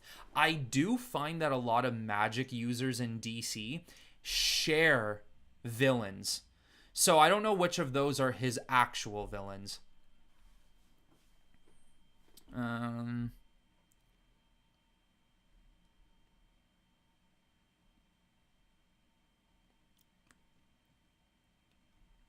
Oh no. can't wait until Tom Hardy meets Null, the god of the symbiotes. Man, I haven't watched the second Venom movie, so I can't really say, but I did not like the first Venom film. Um I just can't stand how they made the symbiote to be like this crude comedian. It's just and I know if they put Null in the movie, they'd make him to be just a joke. I know they would. Oh my goodness. Hopefully not.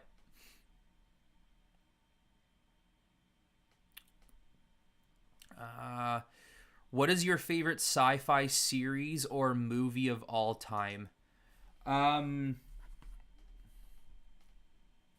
my favorite sci-fi series, if we're counting outside of just film, I'm gonna go Mass Effect. I think it's Mass Effect is my favorite sci-fi thing of all time. If we're talking about a movie, obviously there's Star Wars, there's Star Trek. There's so many good sci-fi stories. I would actually go even Alien. Alien is so good. Alien 2 is awesome.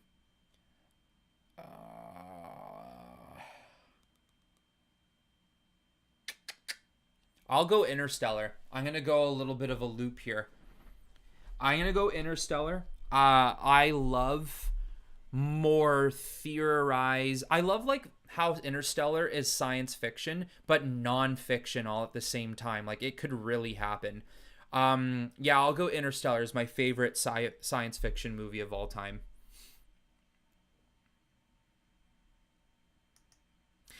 Do you think that Ezra Miller is staying as the Flash since he is free from any charge? If they do, this company is absolutely blowing me away with how stupid they are. That would absolutely destroy this company even further. I'm gonna say no, but in good old Warner Brothers fashion, they might. Do you think James Gunn will tarnish Superman?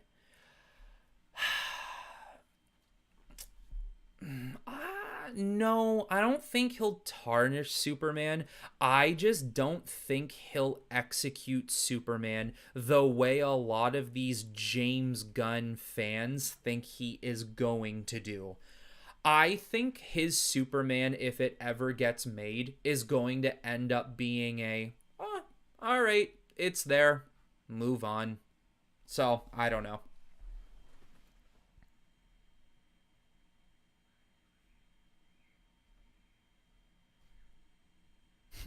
I zoned out when you said strange fate. I thought you said strange love, and my MGS brain activated.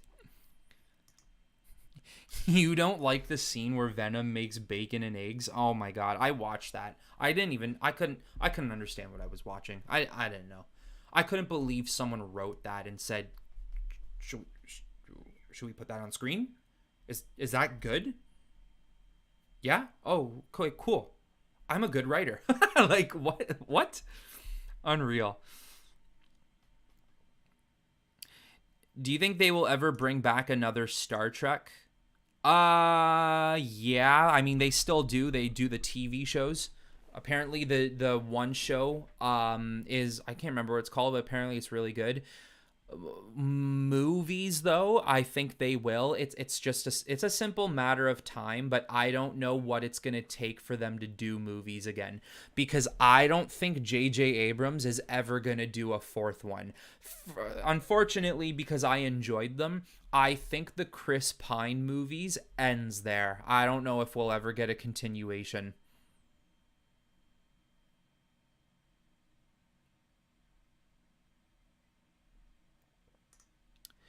I know the Bronze through Golden Age of Superman and Batman may not get respect, but I really want a Bronze through Silver Age Batman in live action someday. Make it black and white noir. That would be really cool.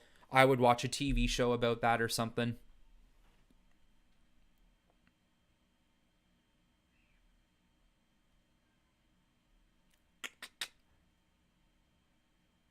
All right, guys.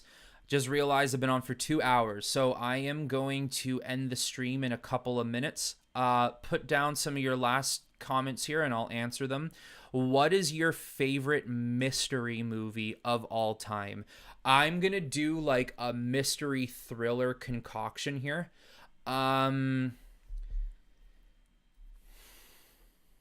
Okay. Once again, I'm a Nolan head, guys.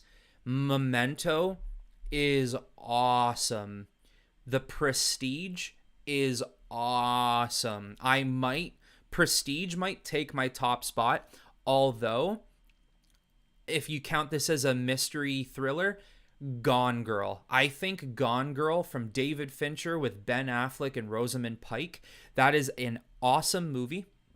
If you've never seen it, if anyone in here has never seen Gone Girl, go check that out. You can even see how Ben Affleck looks in that movie because they were filming Batman vs. Superman during that time, and he was getting big. But that movie's really good. Gone Girl's awesome.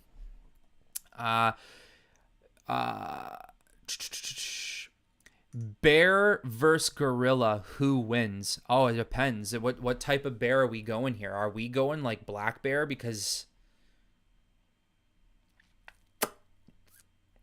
I'll go bear, but like it's close. Like it's like 6-4 out of 10 fights. 6-4, a bear wins.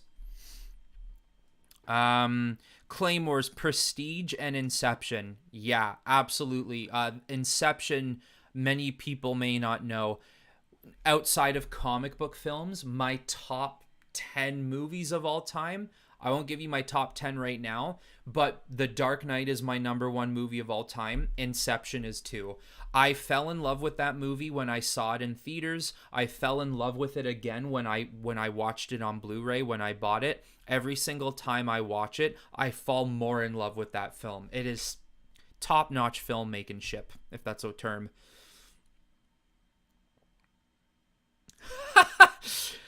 The first time I watched you was that rant about DC. You made some spot on where you were actually sweating. I've had so many DC rants, I'm forgetting which one that was. It was either a live stream or a video. I think it was the live stream where I was sweating live. Yeah, man. Any chance I get to talk about Warner Brothers, it's gonna make me angry. I hate that company, man. I hate them. Hate it, hate it, hate it. I'm not sure if you said or not, but can you tell us what your next DC movie idea will be? Yeah, the plan right now, my next pitch is supposed to be the Justice League movie I was going to pitch for the next video. And then after Justice League, I was going to do a couple of more solo ones. I know someone has been asking me to do a Green Arrow one, which I'm going to get to that one as well. But the next one will be Justice League for sure. Ideal Legion of Doom lineup. Lex Luthor. Cheetah. Mirror Master.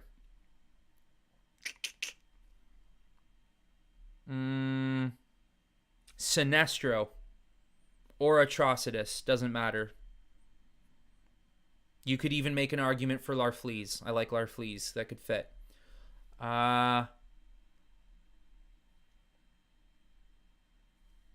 Joker. And then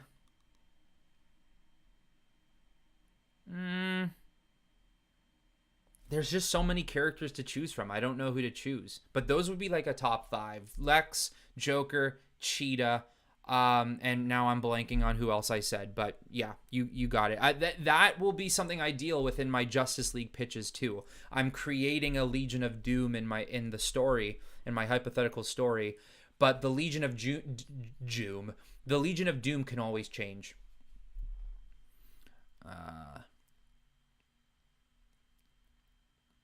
No, I have never seen the Frequency movie, but if it's good, I'll add it to my list. Warner Brothers is ruining DC. Yep, absolutely. do a Constantine story arc as well. I 100% will. I'll actually write that down as I'm ending this live. But that is it for this one, guys. It's been 2 hours. I've had a good time. I'm glad all of you guys could be here. I'm going to try and make sure to do these live streams once a week at the very least. If I can start doing them more, I will. But if there's any other questions you have left, put them in the actual comment section of the video so I can get back to you. I'll make sure to do that. But yeah, guys, thanks for all being here. I really appreciate it. This was a good time. And until next time, everyone, I will talk to you very soon. See you guys.